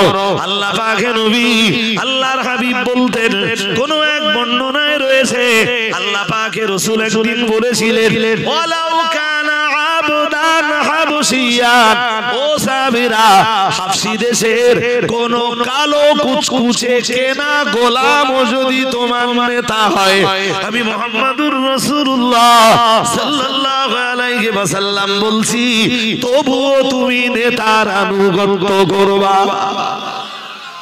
আরেকটু মন খুলে বলেন। এই পর্যন্ত শোনার পরে বলেন, ইসলামে আমিরের ব্যবস্থা, নেতার ব্যবস্থা আছে না? হ্যাঁ, নেতা ছাড়া নেতৃত্ব দেবে কে? আজকে যদি বলা হয় যে এখন আর আমির নেই, তাহলে হুজুর তুমি বলে দাও, ইসলাম তো এরকম কোন ধর্ম নয়। ইসলাম এমন কোন ধর্ম কি যে ইসলাম নট কমপ্লিট? কথা কয় না। ইসলাম কমপ্লিট ধর্ম না নট কমপ্লিট ধর্ম? এত দেরি হচ্ছে কেন? ইসলাম কি? ইসলাম কমপ্লিট ধর্ম। তো তোমার কথাই মেনে নিলাম। যদি ইসলামে আমিরের ব্যবস্থা না থেকে থাকে, তাহলে বলো হুজুর, আজকের সময়ে ইসলামের নেতৃত্ব কারা দেবে? তুমি যদি বলো হুজুর তুমি ইসলামের নেতৃত্ব প্রদান করবা, তো তুমি তো তার গা আমির হয়ে গেলে, তা তুমি কি চুলকুনিতে আমিরের বিরুদ্ধে বলতেছো? আমার কথা বুঝতে পারেননি? তুমি যদি বলো যে ইসলামের নেতৃত্ব আমি নিজে দেব, এক্সিলেন্ট, এক্সিলেন্ট, তুমি নেতৃত্ব দেবে মানেই তুমি তাদের কি হয়ে গেলে? নেতা। তা তুমি তো তাদের আমির হয়ে গেলে।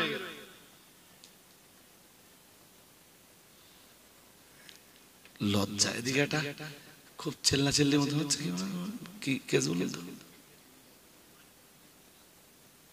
বাচ্চা। ও দেখতে দেখতে কি 10টায় উঠেছি আমি। হ্যাঁ, বলে 10টা বাজে নাকি? মনে থাকে না আপনাদের, তাই না? হ্যাঁ, চলুন চলুন চলুন আর একটা হাদিস শুনে নেই। বুখারী শরীফের 43-40 4340 43, আগেরটা ছিল 4362, তাই তো? 4362 বুখারী খুলবেন পেয়ে যাবেন ইনশাআল্লাহ। সেই দিন মনে হবে যে রজব আলী সাহেব ফাও বলি আওলায় না।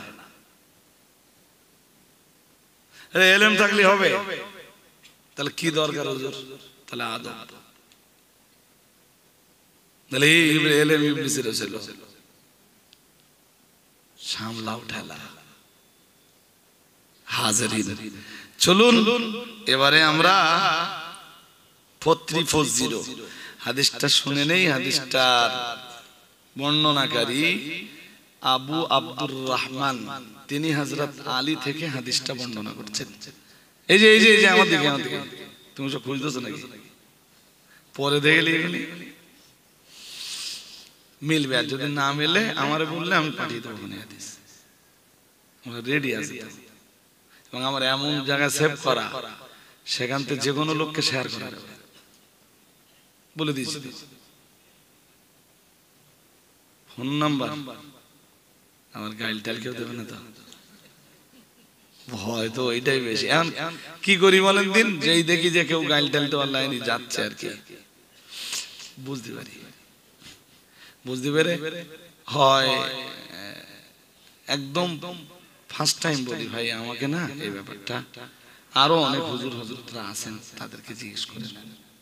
আমি যে সব জানতা ऐसा तो नहीं भाई, আরে ঠিক সব জানি না, কি জানি আমি উলুমুল কোরআনের ও উলুমুল তাফসীরের একজন ছাত্র, আমি উলুমুল হাদিসের একজন ছাত্র, আমি উলুমুল ফিকহের একজন ছাত্র। বলে দিই একজন আমার কিছু জিজ্ঞেস করলে মুফতি সাহেবের জিজ্ঞেস করে নেবেন, আপনি পারবেন না ধরেই নেন না, তাই জানি না যে লাদ্রি না বলতে পারবে, লাদ্রি মানে আমি জানি না, লাদ্রি মানে আমি জানি না, যে লাদ্রি না বলতে পারবে সে কোনো আলেমের পর্যায়ে পড়ে না। আলেম হতে গেলে ওইটা শিখতে হবে আগে। কি ইমাম মালিকের মতো দুনিয়া বরেণ্য আলেম, যিনি মসজিদে নবাবির মুহাদ্দিস,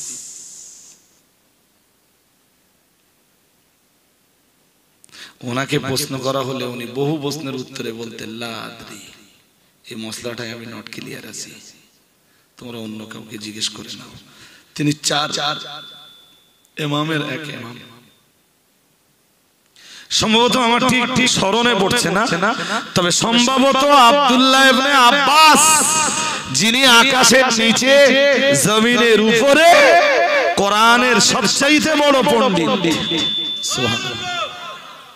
100 প্রশ্ন করা হলে 10টা জবাব দিতে না, 90টা বলতে লা আদরি। অন্যদের থেকে জেনে নাও, আমাকে জিজ্ঞেস করো না, আমি ব্যাপারটা ভালো জানি না। আমি জানি না মানে আমি ব্যাপারটা ভালো। আর এই যুগে এসে মুঠি মাদ্রাসায় যায়নি, কি প্রশ্ন দেবেন আপনি? এক জায়গায় বসে সব অ্যানসার।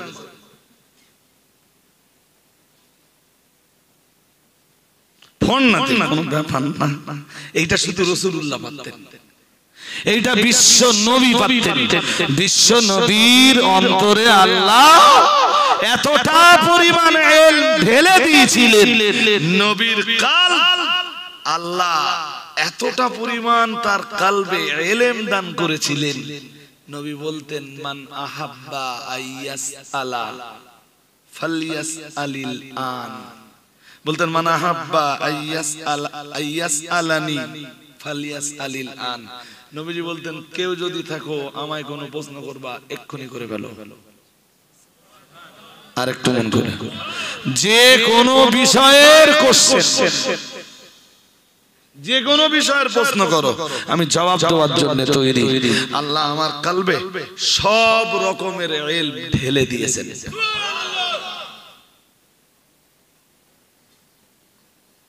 হাজরিনে মজলিস, তো হযরত আলী রাদিয়াল্লাহু তাআলা আনহু থেকে হাদিসটা বর্ণিত, তিনি বলছেন বাসান নবী সাল্লাল্লাহু আলাইহি ওয়াসাল্লাম সারিয়াতান, রাসূল করিম সাল্লাল্লাহু আলাইহি ওয়াসাল্লাম কোথাও একটা, মন দিতে হবে ভাই, মন দিতে হবে, কোথাও একটা, এই হাদিসটাও খুব সুন্দর, খুব দারুণ।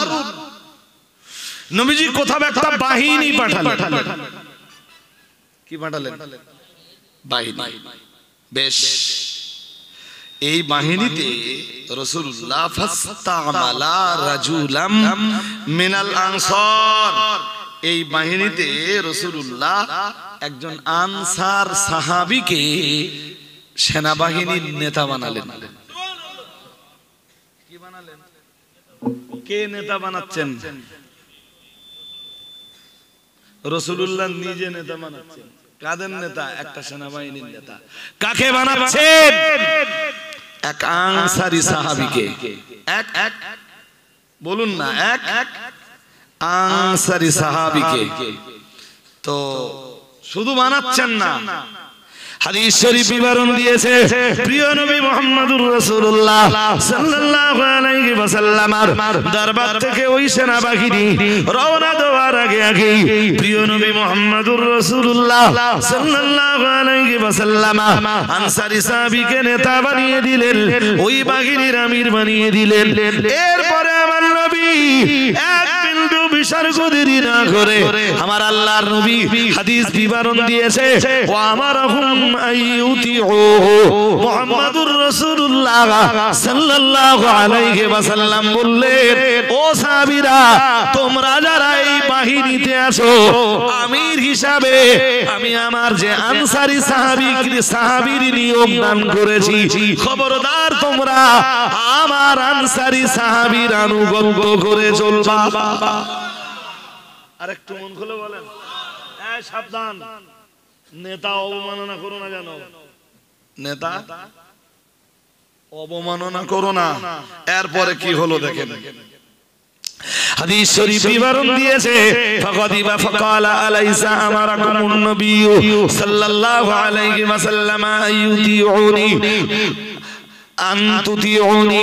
দয়ার নবী মুহাম্মদুর রাসূলুল্লাহ সাল্লাল্লাহু আলাইহি ওয়াসাল্লাম আমার আল্লাহর নবীর ওই আনসারী সাহাবী ওই বাহিনীকে নিয়ে বেরিয়ে পড়লেন। ও বাবাজিরা ভাইরা, অনেকটা রাস্তা অতিবাহিত করলেন, একটা ফাঁকা মাঠে এসে হাজির হলেন। ওই ফাঁকা ময়দানে এসে হাজির হয়ে সাহাবীদেরকে ডাক দিয়ে বললেন, আলাইসা আমারাকুমুন নবিয়্যু সাল্লাল্লাহু আলাইহি ওয়াসাল্লাম তুতিউনি। ও নবী, সাহাবীরা, নবীজি এই যে সেনাবাহিনীটা পাঠিয়েছেন, এই সেনাবাহিনীর নেতা কি আমায় বানাননি?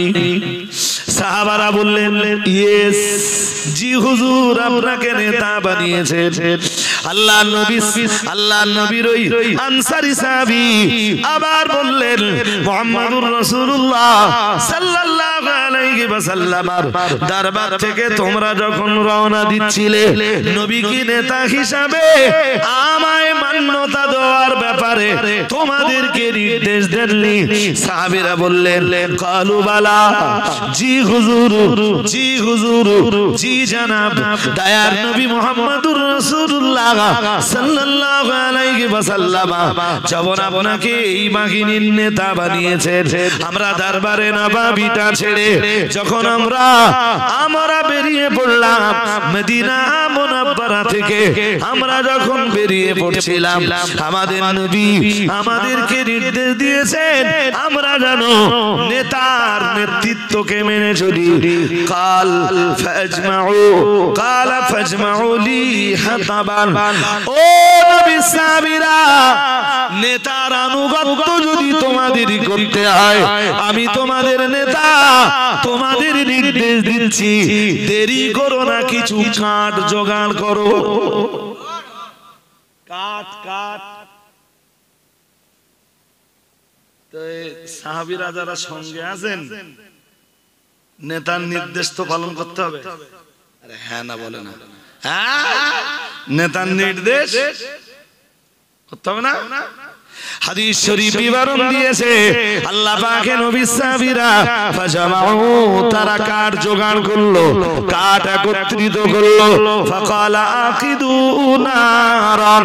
দয়ার নবী মুহাম্মদুর রাসূলুল্লাহ সাল্লাল্লাহু আলাইহি ওয়াসাল্লাম ওই আনসারী সাহাবী তাদেরকে বললেন, আকিদু নারান, তোমরা এবারে আগুন জ্বালাও। আল্লাহ পাকের নবী সাহাবারা ফাআখাদুহা, তারা আগুন জ্বালালো। ফাকালা উদখুলুহা ফাহাম্মু ওয়াজআলা বা'দুহুম ইমসিকু বা'দান ওয়া ইয়াকুলুনা ফারারনা ইলান নবী সাল্লাল্লাহু আলাইহি ওয়াসাল্লাম মিনান নার। দয়ার নবী মুহাম্মদুর রাসূলুল্লাহ সাল্লাল্লাহু আলাইহি ওয়াসাল্লামের সাহাবীরা কাঠ জোগাড় করলেন, আর কাঠ জোগাড় করার পর তাদের নেতা তাদেরকে বললেন, এই কাঠগুলোতে আগুন জ্বালিয়ে দাও। সাহাবারা নেতার নেতৃত্ব পালন করতে, নেতার নির্দেশ পালন করতে যে আল্লাহর নবী সাহাবীরা ওই কাঠগুলো চুলাতে আগুন জ্বালিয়ে দিলেন। দাও দাও করে আগুন যখন জ্বলছিল, তাদের নেতা তখন বলল, আল্লাহ নবী যে আনসারী সাহাবীর নেতা বানিয়ে দিলেন, আল্লাহ নবীর ওই আনসারী সাহাবী অন্যান্য বাহিনীর অন্যান্য সাহাবীদের ডাক দিয়ে বললেন, ফাকালা দুখুলুহা, ও সাহাবারা এবারে আগুনের ভিতরে ঢুকে যাও, তোমরা আগুনের ভিতরে ঝাঁপ দাও, আগুনের ভিতরে জ্বলন্ত আগুনের ভিতরে তোমরা লাভ দাও। আল্লাহ নবী সাহাবী, আল্লাহর হাবিবের ওই আনসারী সাহাবী পথে আগুন জ্বালিয়ে যখন সাহাবায়ে কেরাম দিগকে ওই আগুনের ভিতরে ঝাঁপ দিতে বললেন, সাহাবীদের তখন দুটো দল হয়ে গেল। কটা দল? এবার বলেন ঝাঁপ দিতে হবে না হবে না? নেতা নির্বাচন করেছেন কে? আরে কথা বলতে হবে, জোরে আওয়াজ দেন। নেতা নির্বাচন যেমন করেছে মুহাম্মদুর রাসূলুল্লাহ সাল্লাল্লাহু আলাইহি ওয়াসাল্লাম, নেতার নেতৃত্ব মেনে চলবার কথা বলেছে মুহাম্মদুর রাসূলুল্লাহ সাল্লাল্লাহু আলাইহি ওয়াসাল্লাম। যাবার সময় সাহাবীদেরকে বলেছেন, ও আমার সাহাবীরা, আমি মুহাম্মদুর রাসূলুল্লাহ সাল্লাল্লাহু আলাইহি ওয়াসাল্লাম বলছি। হাদিস পরিষ্কার বিবরণ দিয়েছে, ফামারহুম আইয়ুতিউহু, মুহাম্মদুর রাসূলুল্লাহ সাল্লাল্লাহু আলাইহি ওয়াসাল্লাম। আবার আল্লাহ পাকের নবী ওই বাহিনীর তামাম সাহাবীর ডাক দিয়ে বললেন, তোমরা তোমাদের নেতার আনুগত্য করবা, খবরদার নেতার নেতৃত্বের বিরোধিতা তোমরা করবা না। আর আল্লাহর নবীর ওই আনসারী সাহাবী তথা তাদের নেতা সাহাবীদেরকে বললেন, কাঠ নিয়ে এসো।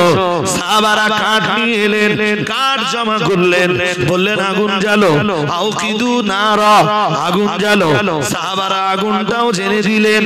ও বাবাজিরা ভাইরা, এবার আল্লাহ পাকের নবী সাহাবী তথা তাদের নেতা তাদেরকে ডাক দিয়ে বললেন, উদখুলুহা আইউদখুলু ফিহা, এই আগুনের ভিতরে তোমরা প্রবেশ করো।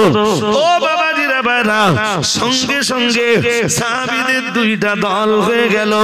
একটা দল বলল, নবী আমাদের নেতার আনুগত্য করার নির্দেশ দিয়েছেন, সুতরাং ওই আগুনের ভিতরে আমরা ঝাঁপ দেব। আর একটা দল তারা বলল, জীবনটা অকারণে আগুনের ভিতরে ঝাঁপ দিয়ে কেন নষ্ট করব?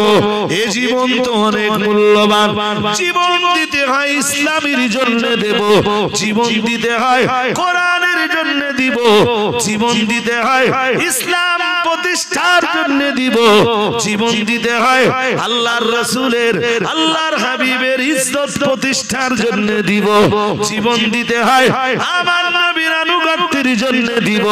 না না না না না, এই ফাঁকা ময়দানে অকারণে আগুনের ভিতরে ঝাঁপ দিয়ে আমরা আমাদের জীবনটা দিতে রাজি নই। ও ভাইরা আমার, মনে রেখে দিন, নবীর ওই সাহাবীরা তারা বলল, ফারারনা, আল্লাহ নবী সাহাবীরা ওয়াকুলুনা, তারা বলল, ফারারনা ইলান নবী সাল্লাল্লাহু আলাইহি ওয়াসাল্লাম মিনান নার, আমরা তো মুহাম্মদুর রাসূলুল্লাহ সাল্লাল্লাহু আলাইহি ওয়াসাল্লামের কাছে এসে কালেমা পড়ে মুসলমান হয়েছিলাম, আগুন থেকে বাঁচবার জন্যই, জাহান্নামের আগুন থেকে বাঁচবার জন্যই তো আমরা রাসূলের দরবারে এসে কালেমা পড়ে মুসলমান হয়েছিলাম। সুতরাং আজকে আগুনে ঝাঁপ দেওয়ার কোনো প্রশ্নই আসে না। ও বাবাজিরা ভাইরা, সাহাবাদের দুটো দল তৈরি হয়ে গেল। একটা দল বলল নেতার নির্দেশ পালন করা লাগবে, আর এক দল বলল না না না না না, অকারণে নিজেদের জীবনকে উৎসর্গ করব না, জাহান্নাম থেকে বাঁচবার জন্যই তো ইসলাম কবুল করেছি, জাহান্নাম থেকে বাঁচবার জন্যই তো রাসূলুল্লাহর দরবারে এসে কালেমা পড়েছি। সুতরাং এখন আর অকারণে আগুনে ঝাঁপ দিয়ে নিজের জীবন শেষ করে দেওয়ার কোনো প্রশ্নই ওঠে না। ফামাজালু হাত্তা খামাদাতিন নার, তাদের ভিতরে কথাবার্তা চলতে চলতে এইভাবে আগুনটা নিভে গেল। ফাসাকানা কাদাবুহু ফাবালাগান নবিয়্যা সাল্লাল্লাহু আলাইহি ওয়াসাল্লাম, দয়ার নবী মুহাম্মদুর রাসূলুল্লাহ সাল্লাল্লাহু আলাইহি ওয়াসাল্লাম ওই সাহাবীরা যখন মদিনা মুনাওয়ারায় ফিরে এলেন, আমার নবীর দরবারে যখন এলেন, ফাবালাগান নবিয়্যা সাল্লাল্লাহু আলাইহি ওয়াসাল্লাম, আল্লাহর নবীকে আল্লাহর হাবিবকে বললেন, ইয়া রাসূলুল্লাহ, আপনি যারে নেতা বানিয়ে দিয়েছিলেন সে মাঝপথে যে আমাদেরকে কাঠ জোগাড় করতে বলল, হুজুর আমরা কাঠ জোগাড় করে দিলাম। এরপরে বলল আগুন নিয়ে এসো, হুজুর আমরা আগুন নিয়ে এলাম। এরপরে বলল কাঠে আগুন লাগাও, আমরা কাঠে আগুন লাগিয়ে দিলাম। দাও দাও করে যখন আগুন জ্বলতে লাগলো, হুজুর আমাদের নেতা ওই আগুনের ভিতরে আমাদের ঝাঁপ দিতে বলল, হুজুর আমাদের ভিতরে দুটো দল তৈরি হয়ে গেল। ইয়া রাসূলুল্লাহ, একটা দল আমিরের আনুগত্য করার জন্য আগুনের ভিতরে ঝাঁপ দেওয়ার জন্য তৈরি হলো, হুজুর আর একটা দল তারা বলল ফারারনা, তারা বলল আমরা পালিয়েছি। কার কাছে পালিয়েছি? মুহাম্মাদুর রাসূলুল্লাহ সাল্লাল্লাহু আলাইহি ওয়াসাল্লাম। ফারারনা ইলান নবী সাল্লাল্লাহু আলাইহি ওয়াসাল্লাম মিনান নার, এই আগুন থেকে বাঁচার জন্য আমরা মুহাম্মাদুর রাসূলুল্লাহ সাল্লাল্লাহু আলাইহি ওয়াসাল্লামের দরবারে আশ্রয় নিয়েছি, কালেমা পড়েছি, কোরআন বিশ্বাস করেছি, নামাজ বিশ্বাস করেছি, রোজা বিশ্বাস করেছি, হজ বিশ্বাস করেছি, যাকাত বিশ্বাস করেছি।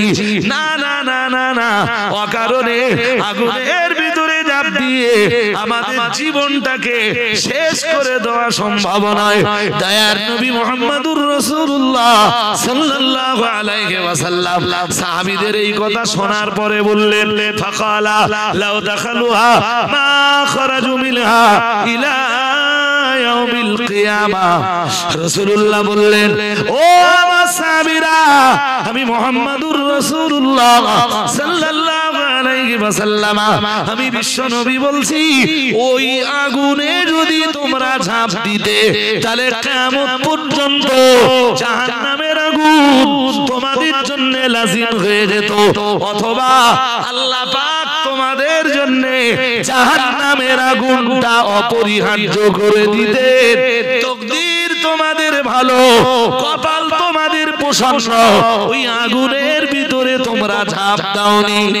ও বাবাজিরা ভাইরা, নবী আমায় একটা কথা শেষ বেলাতে বললেন, আল্লাহ পাকে নবী বললেন, আতাআতু ফিল মারুফ আও কামা ক্বালা আলাইহিস সালাম। রাসূলুল্লাহ বললেন, নেতার নেতৃত্বের মান্যতা দেবে শুধু ভালো কাজের ক্ষেত্রে।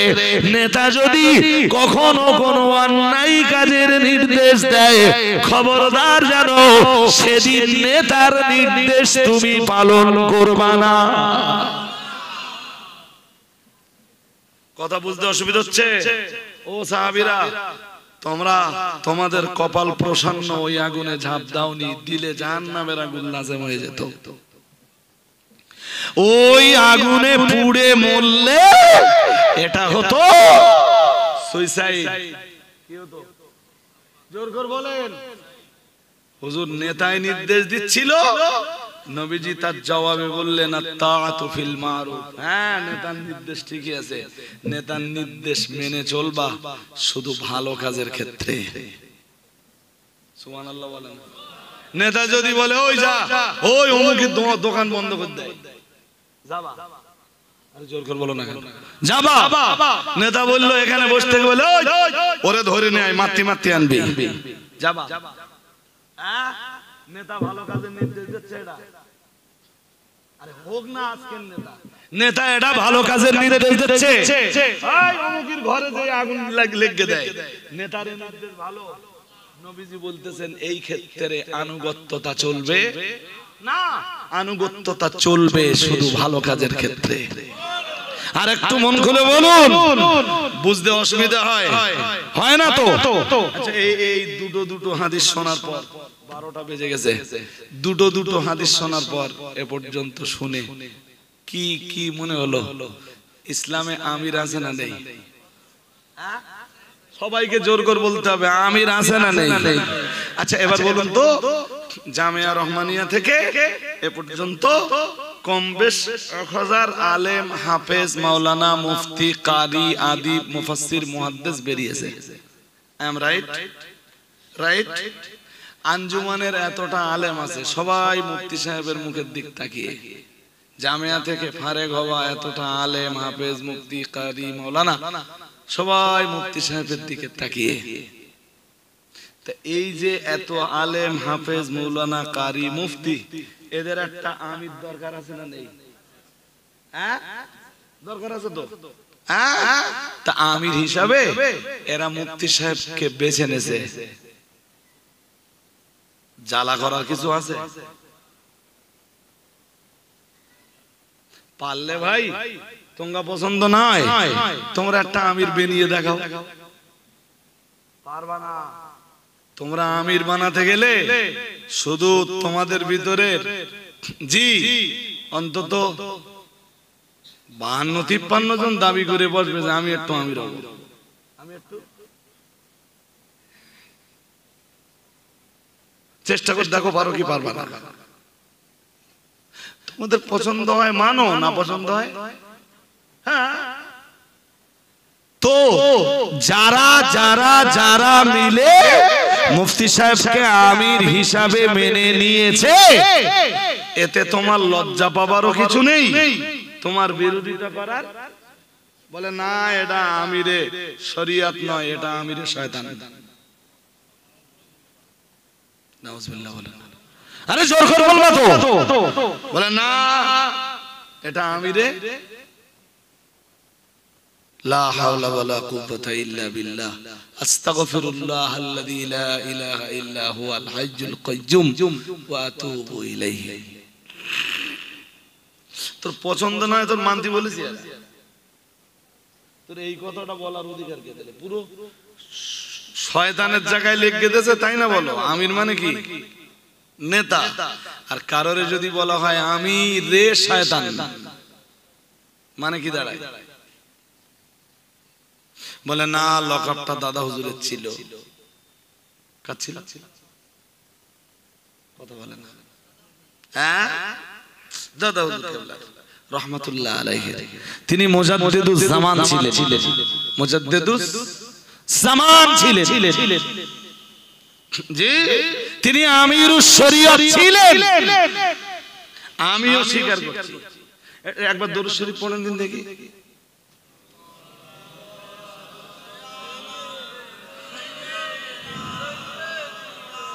ব্যাস ব্যাস আর পড়তে হবে না। একদম লাস্ট যে অংশটা পড়লেন ওটা কি বললেন? মাওলানা। কে মাওলানা? দরুদ শরীফের ভিতরে আপনি মাওলানা কারে বললেন? এক্সিলেন্ট। রাসূলুল্লাহকে মাওলানা বলে স্বীকার করলেন। অর্থ যাই হোক, আমি অর্থের ভিতরে আজকে ঢুকতেছি না। আচ্ছা, এই গ্রামে গ্রামে যা সবাই যখন প্রচার হয়, হুজুর যারা আসে তার নামে মাওলানা বলা হয় তো? জোর করে বলে না, কি বলা হয়? মাওলানা। নবীকে দরুদ শরীফের ভিতর দিয়ে কি বলা হয়? মাওলানা। এটাও মাওলানা, রাসূলুল্লাহ মাওলানা। নবীর বেইজ্জতি হচ্ছে না?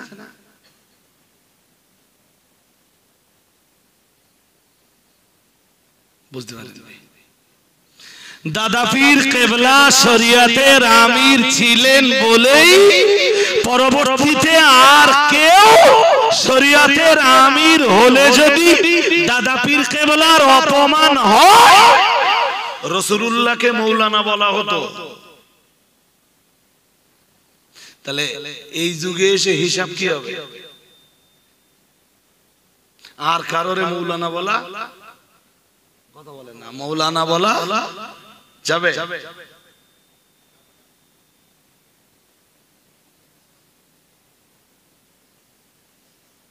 মারপেসটা কি বুঝেছেন নাকি? বুঝেছেন? আল্লাহ বুঝবার তৌফিক নসিব করুন, বলুন আমিন। আয়াতে কয় শ্রেণীর লোকের আলোচনা ছিল? প্রথম শ্রেণী জালিম, দ্বিতীয় শ্রেণী মুক্তাসিদ, তৃতীয় শ্রেণী কল্যাণকর কাজে অগ্রগামী। ব্যাস, এখন আলোচনা করতে গেলে ইহা সে ফের 2 ঘন্টা। মোটামুটি একটা বিষয় তো হলো হোক নাকি। হ্যাঁ, আমি 12টা পর্যন্ত যেতে পারবো কিনা, তাই আমার খুব চিন্তা হচ্ছিল। আজকে অন্তত উঠে দাঁড়ান, সালামটা পড়ে কাজটা একটু এগিয়ে ফেলি। ইয়া নবী সালাম